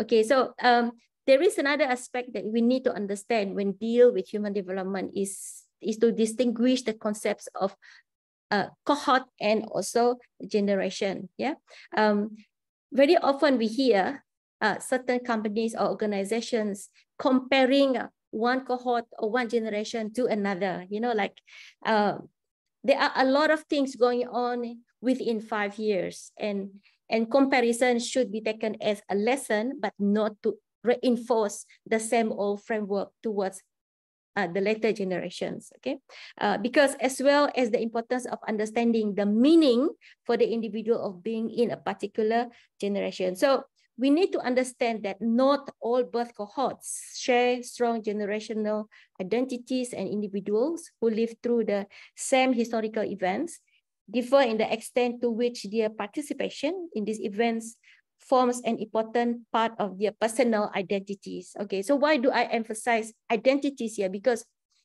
people come with their own luggage. Okay, some have 4, some have 5 different type of luggage. And in that luggage, we can see there are so many different aspects that define these particular individuals. And very often companies or organizations have their own set of rules, have their own set of guidelines.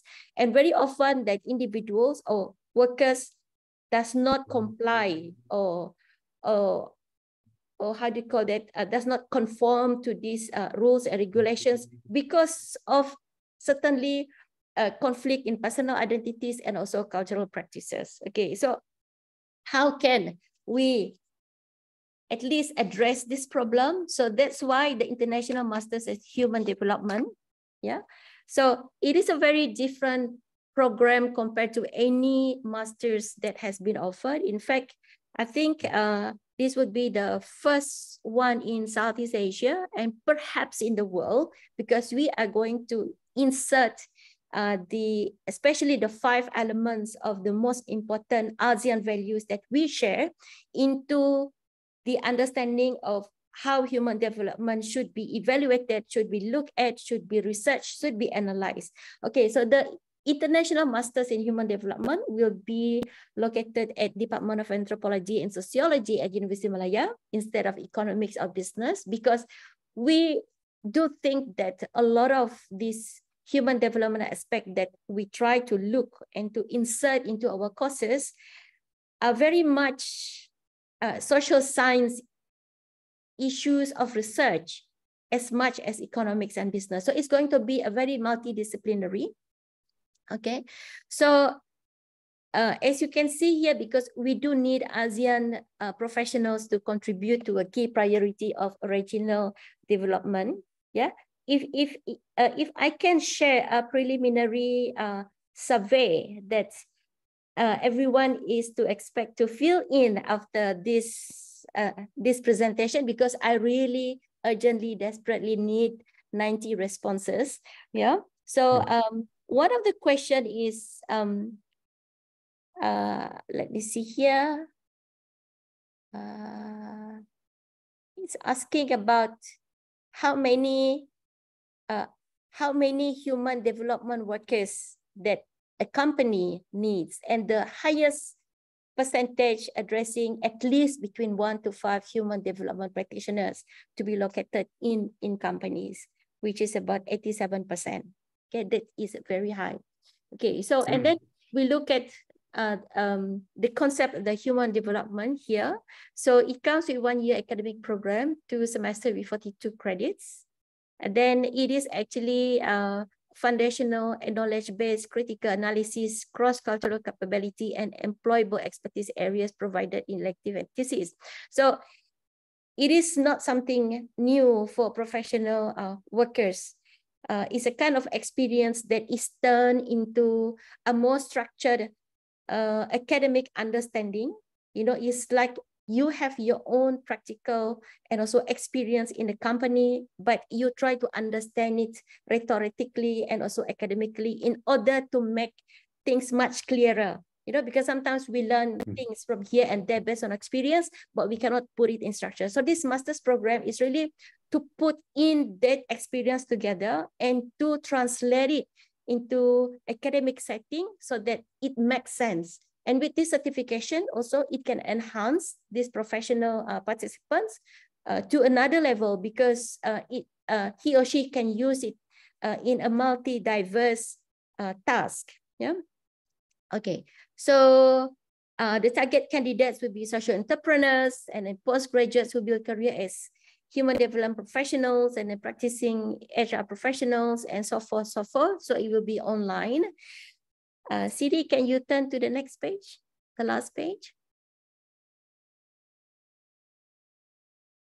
Okay, so I'm showing you all the courses that we are offering in the master's program, which basically addressing the issues that I have talked about earlier. Okay, like for example, in the core courses on the first semester, we have the human development paradigm, which I was talking about if we put in all the very important 5 values into the human development paradigm, we basically can create ASEAN human development paradigm. Okay, and then we have careers in development, which is mentoring by career professionals. And then we have developing people and organizations at work, methodology and action learning research project, which can be identified based on experience, and also to work in solidarity with the other individuals from other companies or organizations.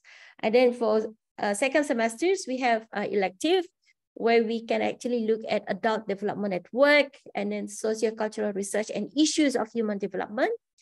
Technology and human development, we also cover issues like development ethics, rights and policy and organizations.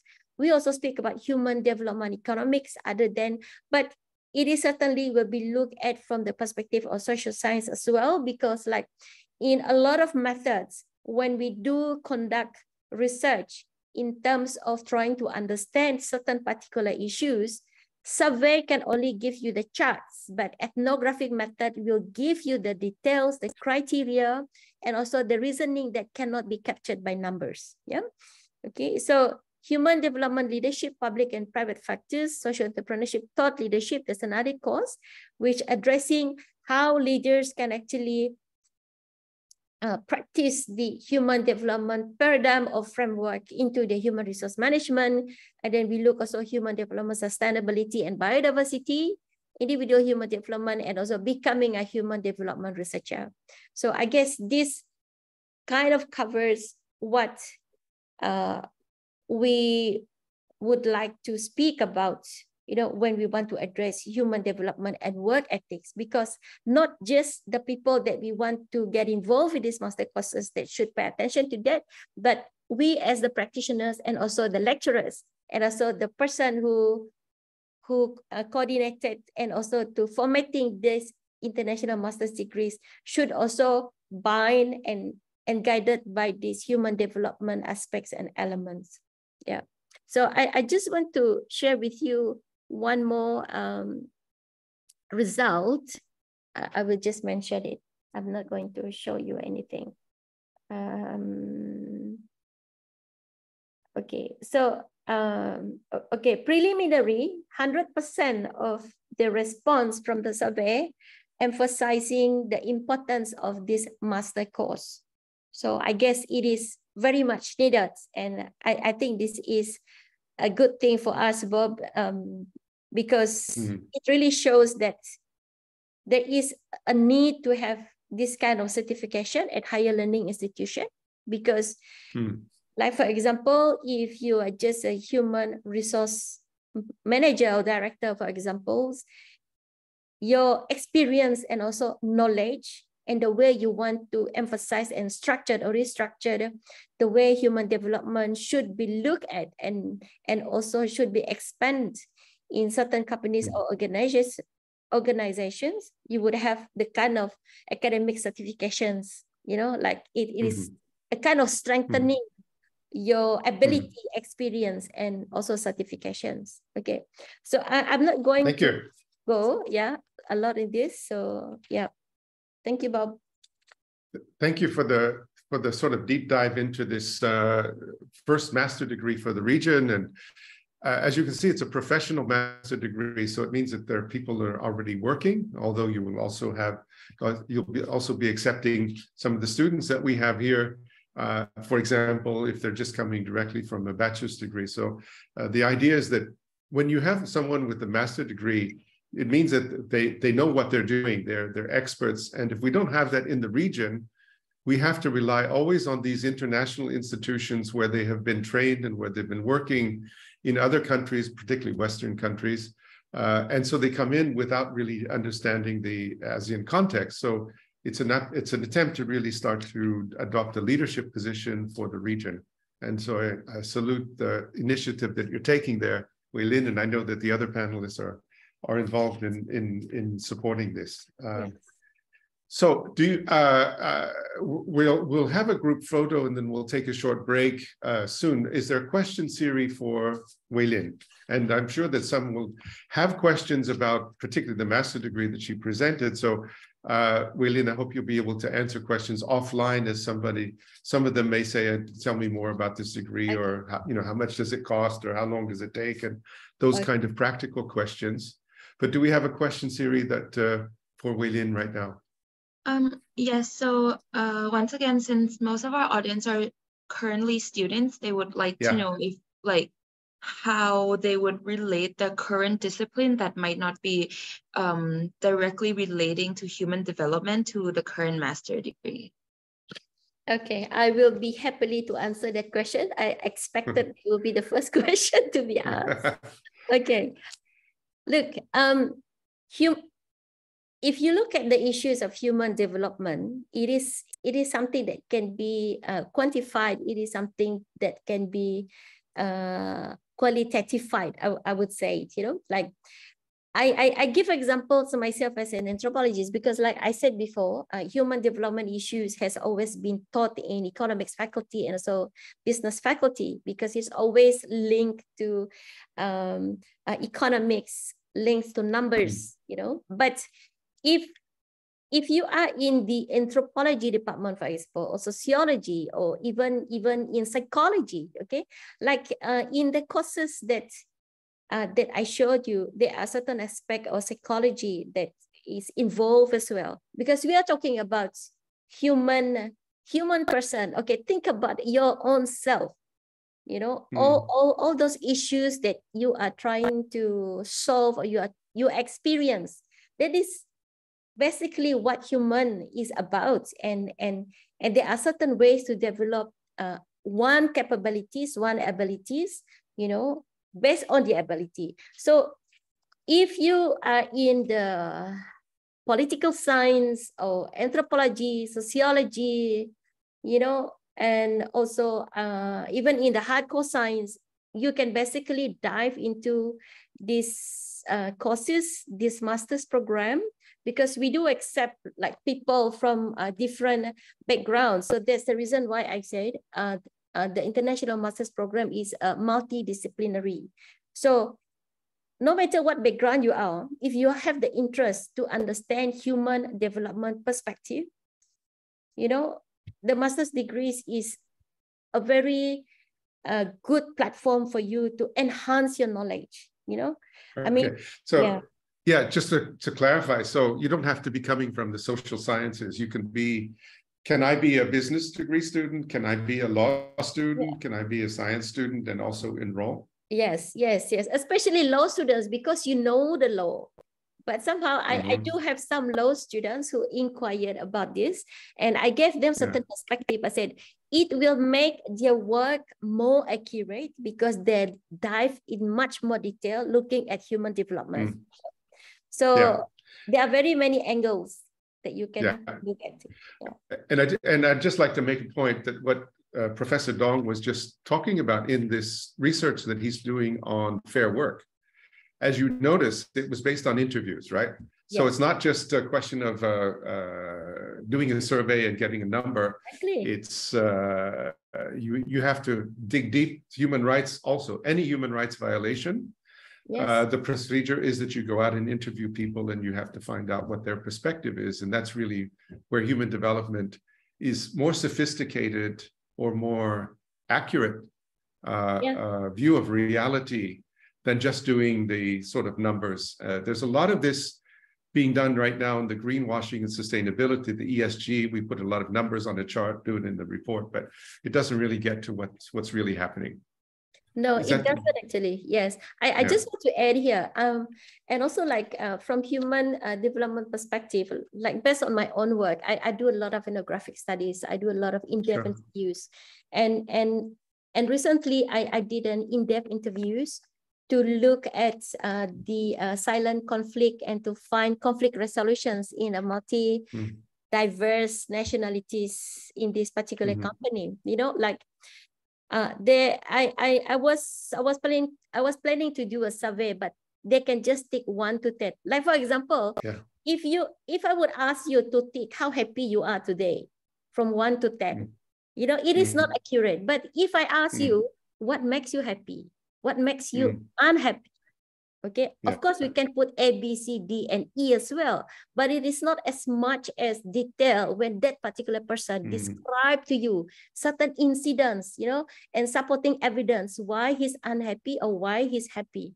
So it is very important to look at that particular aspect of human side if we want to expand human development in a positive manner, because you can only capture it when you have this kind of methods. So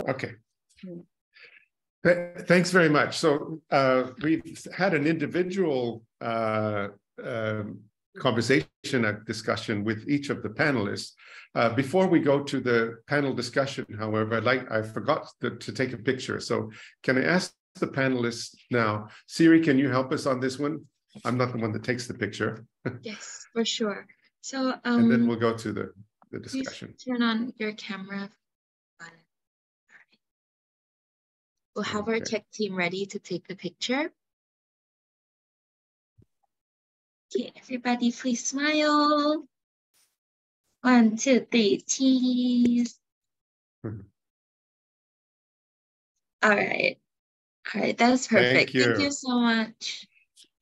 Okay, thank you. And so now we're going to take some more time to actually have a dialogue, and I'll encourage the panelists also to ask questions of the other people, because as you can see, this flow has led us to from an overview of ASEAN as a region and with its institutions and what's going on, to a very large question of human rights and ethics based on what the right thing to do and taking action on that basis, to a more concrete, that's not more concrete, it's just to the world of business and to the workplace with Professor Dong, and then to something that is actually very concrete for some of the, particularly the students or professionals interested in taking this further, which is what are you doing in actually developing a degree for this and developing professionals in ASEAN. So Siri, I'm going to ask you to help me with the questions, and perhaps we can start back again with Ms. Rodora from the ASEAN Directorate. Is there a question that you would like to ask her, or shall I begin? There's actually a question from the audience directed for Ms. Rodora. The question is brain drain a potential problem in the ASEAN region? And if so, what do you see are the possible solutions? That's a very good question.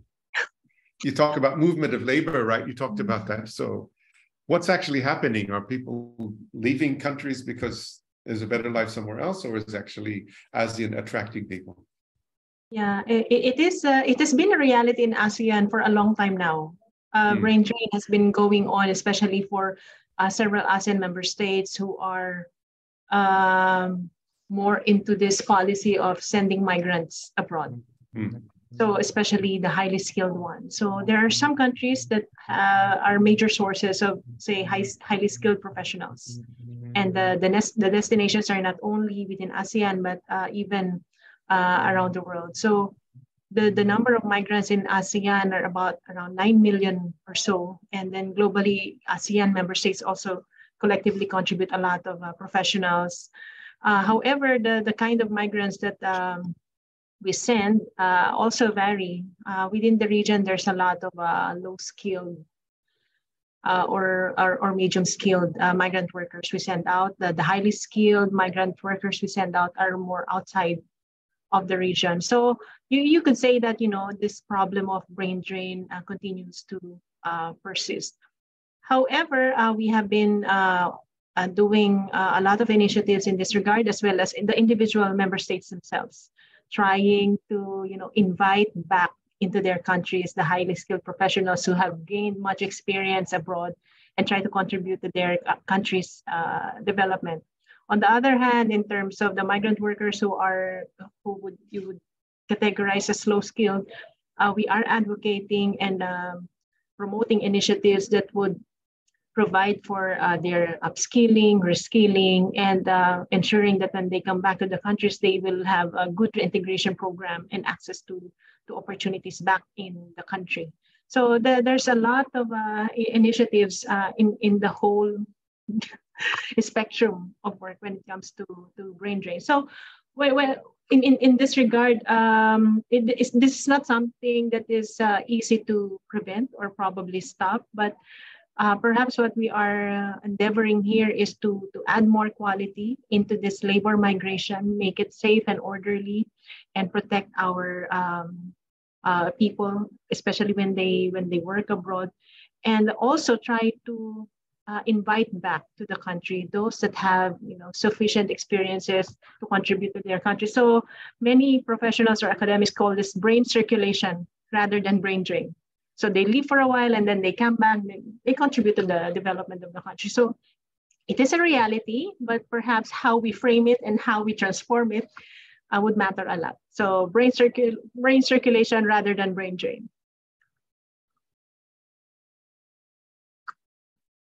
Bob, you're actually muted. Sorry. Are we talking about brains, the more highly educated people in ASEAN? Because I know there's a sort of a two-tier system. The worker mobility is another very big issue. If you compare to the European Union, which has in 1993, I believe they passed this law of freedom of movement. It's one of the 4 freedoms of Europe. Which is you can go anywhere, right? You can go anywhere to work, you can go anywhere to study, and there's, if you're a member of the EU. Do you think we'll get there in ASEAN? Is that a goal? Or, and is it improving for just people that want to, for average workers, particularly service workers, technical workers, those kind of things, as well as for the higher educated workers, Rodora? Quite similar to what the EU has achieved, ASEAN is also aiming for free movement of skilled professionals in the region. In fact, ASEAN has already adopted frameworks when it comes to recognizing professionals from 8 professions. There's a move to continue to expand this into other professionals or other disciplines. But on the other hand, we don't limit it to the highly skilled professionals. There's also work on mutual recognition of skills. So even the medium skilled ones are being provided opportunities to have, comparable competencies and qualifications, so that the other countries will recognize them and they can freely move. It's a work in progress. We're not there yet, but that's an aspiration for ASEAN. So the EU took many decades to achieve, to be where they are. So you can probably expect the same thing from ASEAN. It will take a long time. Thanks, Rodora. So I think there's a question that interests all of you, because the ASEAN University Network itself has been one where the movement of students and the ability of students to study in different universities or to do an internship is also something that is increasing, and it's increasingly attractive. Anybody want to comment on that particular question? Because movement within a region across borders is a very, very fundamental issue in building a region. If I can come in, not yes, please, specifically on that it's movement, but I'm just wanting to share that in the last few years, in Thailand, the younger generation have expressed the aspiration to get out of the country, and that's a lot to do with the political situation in the country. My point is that when we're trying to look at the economic sector, the employment sector, we cannot separate it from the larger political social context, right? And when we talk about freedom, it's no longer just freedom of the workplace, because the younger generation have very different concepts of freedom, right? And so it's not, they need that freedom, the larger freedom as a citizen. So civil rights is very important. So how do we connect this and trying to address this as well while we're doing this human development? Jan, we have a question, I think, from Siri that also that concerns exactly what you were talking about, where people are leaving, not just because of economic conditions, but conditions of freedom, And the question, I think, was about Myanmar. Siri, let's give that one to Jan. All right. So the question is, as a CDM student from Myanmar, when building such a workforce, what should we expect and prepare? Since there's a lot of humanity or human rights issue in the movement. Right. Right. And does everyone know what's a CDM student? No, I don't know. Okay, so civil disobedience movement. This is in reaction to the military coup in Myanmar in 2019. So there's a number of students who came out on the street and demonstrate and showed, their reaction against the military takeover. And so what is the prospect? Was that the question? What's the prospect? I think so, yeah. They can't go back to the country because they would be banned and probably targeted. I noticed from firsthand experience, because we have students from our programs who, a number of CDM students who cannot go back to the country and cannot contribute back to, the movement. So they're looking for opportunities elsewhere. I mean, Thailand is the first That's the first place they go, right? Yeah, the first place to go. But again, this is linked to when we talk about our ASEAN as a region.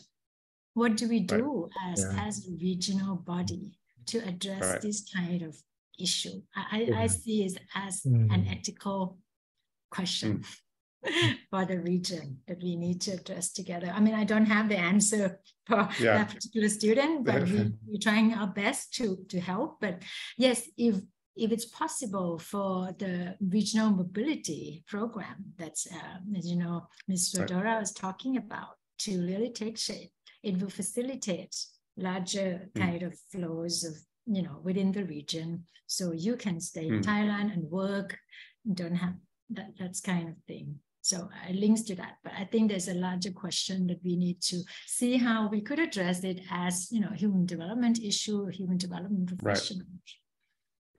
I'll just say that from the AHDO point of view, we have a group of professionals, women professionals mostly, who are working in business, and they have a real ethical dilemma. Should the business stay in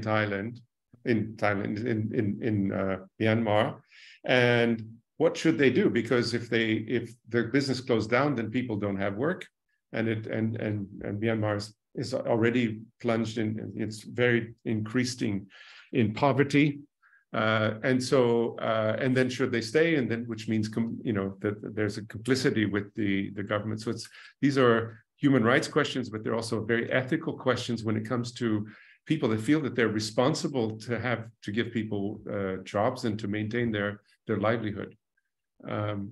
So it's a very big question, I think, within the region. Anybody want to address that? Bob? William? Not directly to address that questions, but I just want to go back to that brain drain, brain circulation thing by giving the examples of Malaysia. I mean, in Thailand,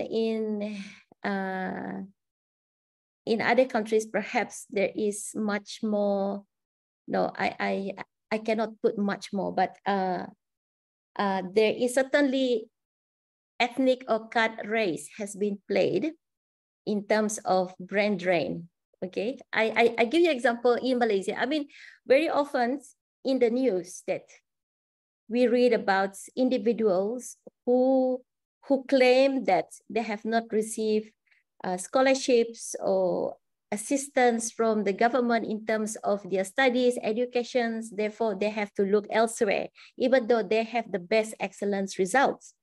And it's basically always the conflict or the competing between the non-Bumiputra and also the Bumiputra, which recently in the news, there was this particular Chinese ladies who actually sought work in the UK with her excellent performance in medical. So she becomes a doctor. So she lays out her challenges to acquire scholarships, funding or assistance from the government, being a poor student, but having excellence result. It is not just happened to one type particular ethnic group, but also the other ethnic groups. So, so how can we look at this from human development perspective when it is so involving ethnic cards, race cards, and also like political? I do not know what other aspect that has been played into this. And basically, sometimes we do feel that racism has been institutionalized, discrimination has been institutionalized, you know. So I suppose that is the cause of brain drain, you know, like people are happier elsewhere, but condemning the country where they're coming from because they could not achieve the opportunity as what they would want to get. And I could say the same for myself as well, if I would like to condemn, you know, but there are always a positive aspect where you can look at it. So what is your opinion on this?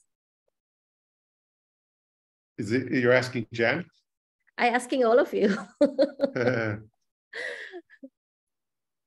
Well, I would just say from the AHDO point of view that first of all, ASEAN is hyper diverse. Even if you compare the European Union with 27 countries, religion is diverse, ethnic groups, there are hundreds of them, languages, there are hundreds of them. It's not just a question of nation building. And of course, we see this happening all over the world. There's a war in Ukraine, there's the problems in China of human rights. So it's not like ASEAN is good or better. It's just hyper diverse, and it is a question. What we see when we go through the certifications, we're seeing quite a lot of people that just choose to work on a project that is dealing with those kind of issues of discrimination. I remember we had one group when they said, we're going to deal with racism. And this is a sort of small project that they're doing. I said, how are you going to deal with racism in ASEAN? I mean, 660 million people, so many different races and discrimination. And at the end, they did their project. So I said, well, why did you do this? Because I said it's going to be too big, right, to deal with. They said, because we've been the subject of discrimination. When I was a child, and I want to deal with this. And that's what they said. So it is a reality. It is something that obviously we can't solve in terms of just at the political level. It becomes an ethical issue for when do you take action? Where do you take action? Should you stand up at this particular point or not? It's an issue that I think any human development professional will have, is what do you do? Rodora. If I can chime in, you know, perhaps this might be touching upon or partly responding to the question of Dr. Waylin. I think ASEAN member states being so diverse, you know, the basis for bias or discrimination or preferences would be different as well. So say for Malaysia, it's different. For the Philippines, it's also different. Sometimes, you know, people move out of the country because their education achievements were not as highly valued in the Philippines as compared to, you know, going abroad, especially if you're a graduate from a provincial university. So it also matters where you graduated, whether you're in the city or in the provinces, where you come from, right? So the basis for discrimination can emanate from so many aspects, owing to the great diversity in the region.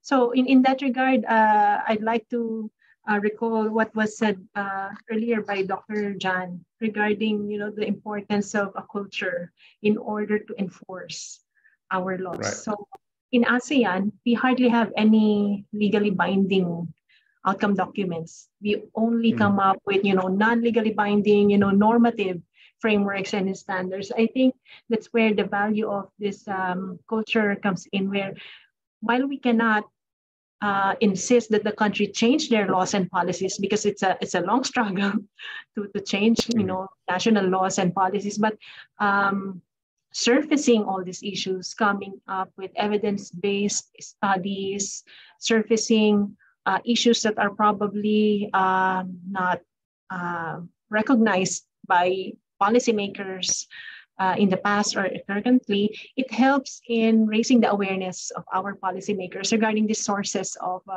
inequity, sources of discrimination. So I think what we do in ASEAN contributes a lot in terms of building this culture for ethics in ASEAN. We, as I said, we hardly have any legally binding documents, especially in the social culture pillar, but we do come up with a lot of normative frameworks that help raise awareness, especially of our policymakers. And in that process, we also engage a lot of stakeholders from the private sector, from CSOs, and even people's organizations. So I think that engagement with stakeholders is very important in ensuring that we create this culture to help out, tease out what are this, where are these inequities coming from, where are this biases and discrimination coming from. So for them to act at the national level. Thank you. Thank you for that, Rodora. That's a very important point, and it's one of the reasons why AHDO, which we're focusing on human development at work, and the AUN, which is human development within education, both contribute and both interact in developing this kind of culture. And one of the things I've personally, as coming in from other countries, from the West and also in China, have seen in ASEAN is that this ability of the ASEAN Secretariat to be able to start to bring together initiatives from not just from governments, but also CSOs and the education system, has been very important, I think, and will be important for the future.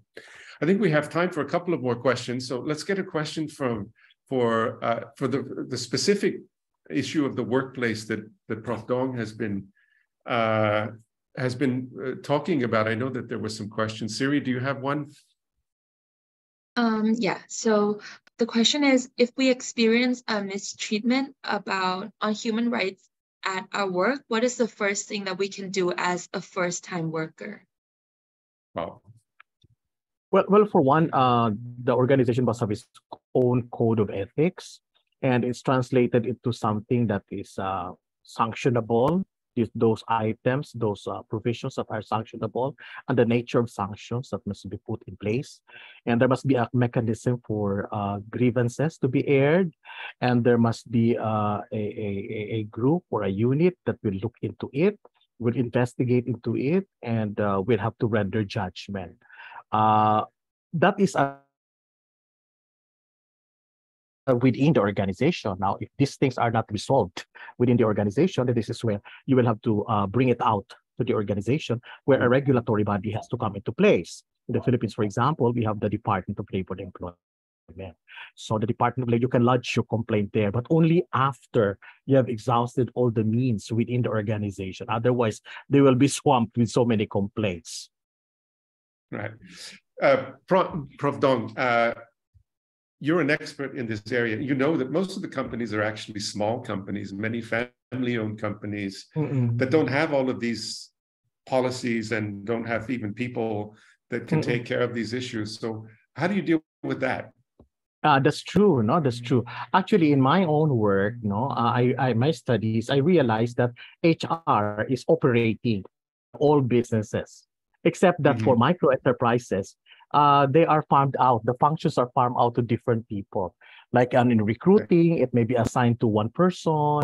In terms of compensation, it's assigned to another person. In terms of indoctrination and training, it's assigned to another person. They're not lumped together into one department, unlike large organizations. Okay. So this is the case. So I think to break the situation, there must be massive education, especially for the would-be entrepreneurs and those that are already entrepreneurs, only that they are probably not in the better side of it because they may have the money to come up with a department, a full-blown department to take care of the people. So I guess education is very important. Education about the responsibility towards their people, statutorily, at the same time, what benefits they can gain if they will have to take care of the people. And do you feel that leaders in business are sufficiently educated and prepared to take on that role? Do you want my honest opinion? Of course. I don't think so. because the economics is more pervading than the human side of it. That's how I look at it. But it doesn't mean that because that is the situation, it's the be all and end all. It can be changed. And ADO, for example, the program of Dr. Jihom here, etc., can be, and of course, Miss Rodora's push for human development are helpful. No, what is important is that we get to be on the same page. That this situation should not be tolerated. Something must be done about it. In other words, there could be so many stakeholders. As one stakeholder would put his idea and another one and another one, those little things, if you add them up, it would be a huge thing. Right. Great answer. Thank you. Let's go to one more question, I think, before we run out of time. Siri, do you have a question for Wei Lin? I know there were a lot of people that were attracted by this idea of education and human development. Do you have a question for her?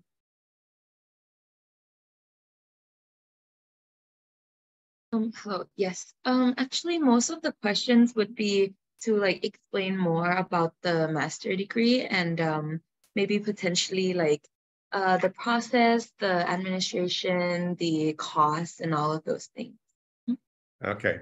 So I'm sure that we can take some of those offline. So Wei Lin, let me ask, if they want to contact you, how can they do this to get more answers? Because you're going to have students. I know you have a whole list of people they're interested in the degree.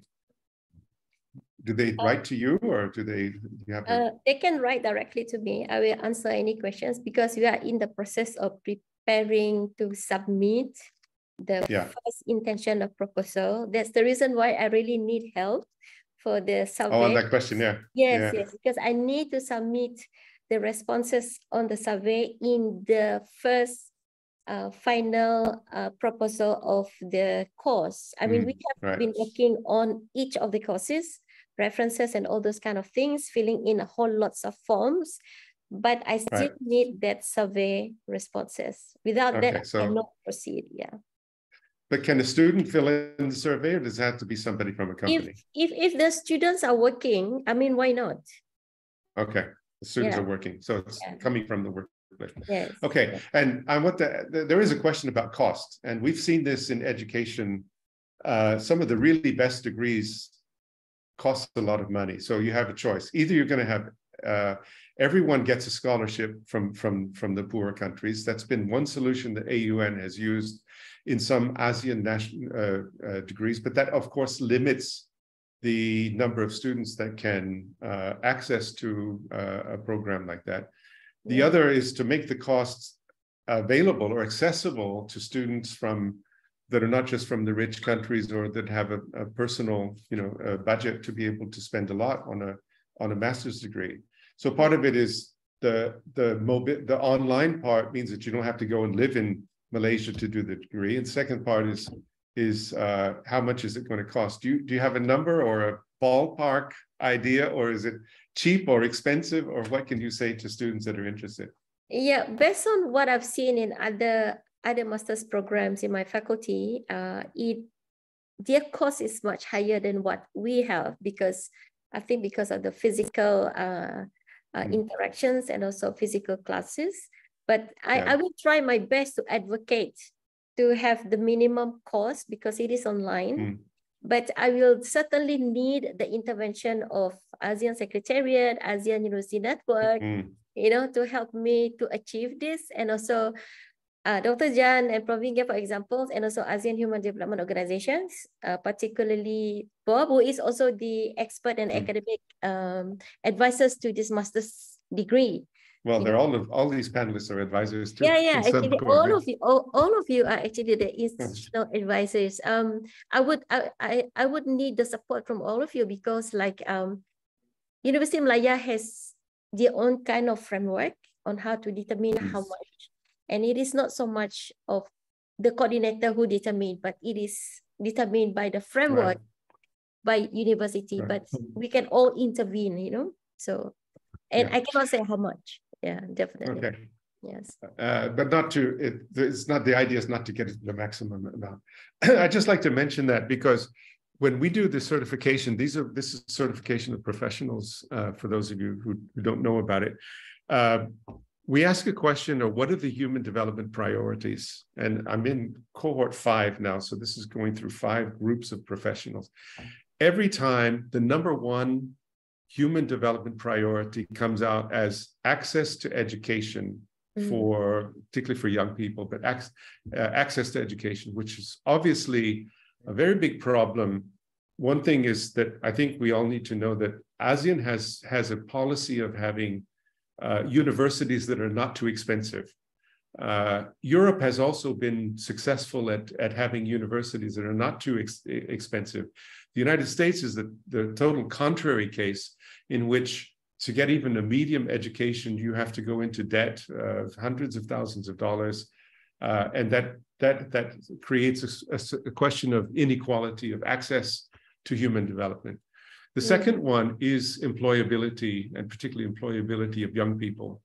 So that's why this initiative in human development for not only the master's degree, but all of the things I would say that Rodora is doing at the AU, is doing at the ASEAN level, and what the AUN is doing in terms of its policies of the top universities in the region, is one that is getting more access to human development resources and human development services. Rodora, do you have any comment on that particular aspect of the policy? Because very, very important when you start to look at the growing inequality in the world of how people can actually, develop themselves. Perhaps I can just partly answer some of it. But what we are trying to do in ASEAN is to really promote equity, access, quality of education throughout, and even engage into lifelong learning. Because the future of work and also all the demographic changes happening, would require us to really invest in that. We also take into consideration the digitalization of our society. And therefore, I think that's one contribution, that's one aspect that we can focus on in terms of making it more accessible to a lot of people. Although definitely there will be challenges in terms of the digital infrastructure and the digital readiness of our education system. So it's like you're trying to build something with so many moving parts. You're trying to build a foundation. It will take time, but definitely ASEAN is setting its sights into it. So we want to have a future-ready ASEAN for our people. But so digitalization is a very key thing that we are embarking on. And you do find that the member states are sensitive to this access to education and making it affordable. Definitely. Apart from that digitalization aspect to it, even prior to the pandemic, we have been doing a lot of work on promoting education for out-of-school children and youth. Paying a lot of attention into addressing child labor, especially eliminating the worst forms of child labor. So many issues that we have to work on to make sure that education is really afforded to all, not just to those who have ready access to it. And of course, we have this continuing advocacy among the education ministers to ensure that education would be upgraded and even harmonized and comparable across ASEAN member states. And then there's this steady cooperation among member states. Thank you. So I'll just wrap up very briefly, and then I'll hand it back to Siri. What we have seen, I think, today is that we've taken on a very big question of the ethics of work and human development in ASEAN. We've come at it, and our panelists have represented very different perspectives, but we've also seen, I think, two things that I've noticed is that, number one, there is a lot of crossover from, if you're talking about from human rights to the workplace or to the political aspect or to the education system. So there's a lot, it is integrated. You can't break human development down into saying, okay, we're only going to deal in one area and we're specialists in that and nothing else. It tends to be holistic. The other thing that I find is that the panelists have openly shared their opinion and their perspective on the problems. But I think what I've seen in the panel is that there is development. It's moving in the right direction, and there is more consensus across ASEAN, and it does seem to be a positive movement and a positive attitude that we're seeing in the region. Given that we have to look at the problems and deal with the issues, but we also have to continue to encourage. I think, Jan, you've coined the term that we will all be using is this culture of ethics and human development. That's one of the things I think that we've seen as a very positive state, and that's one of the things that the institutions, whether education or the workplace, need to continue to develop. So very interesting discussion. Thank you very much to the panelists. Thanks very much to AUN for hosting it. And back to you, Siri. Thank you. Thank you so much again, everyone. And thank you especially to our participants who joined us today. We really hope that this discussion has enriched your understanding on work and human development in Southeast Asia. And we hope you're able to take on the lessons to use in your everyday life in the future. So we will have a recording of this webinar uploaded to our AUN Secretariat official YouTube channel. And you can rewatch this session again at your own convenience. As well as for the audience, we also would like you to fill out our post-event survey with the link in the chat that I'm sending right now to receive your certificate for participation. And it would be of great help in our next session in the future of our future AUN events. So please stay tuned. And thank you so much again for today. I will leave this page open for your convenience and see you next time. Thank you so much to all the panelists once again.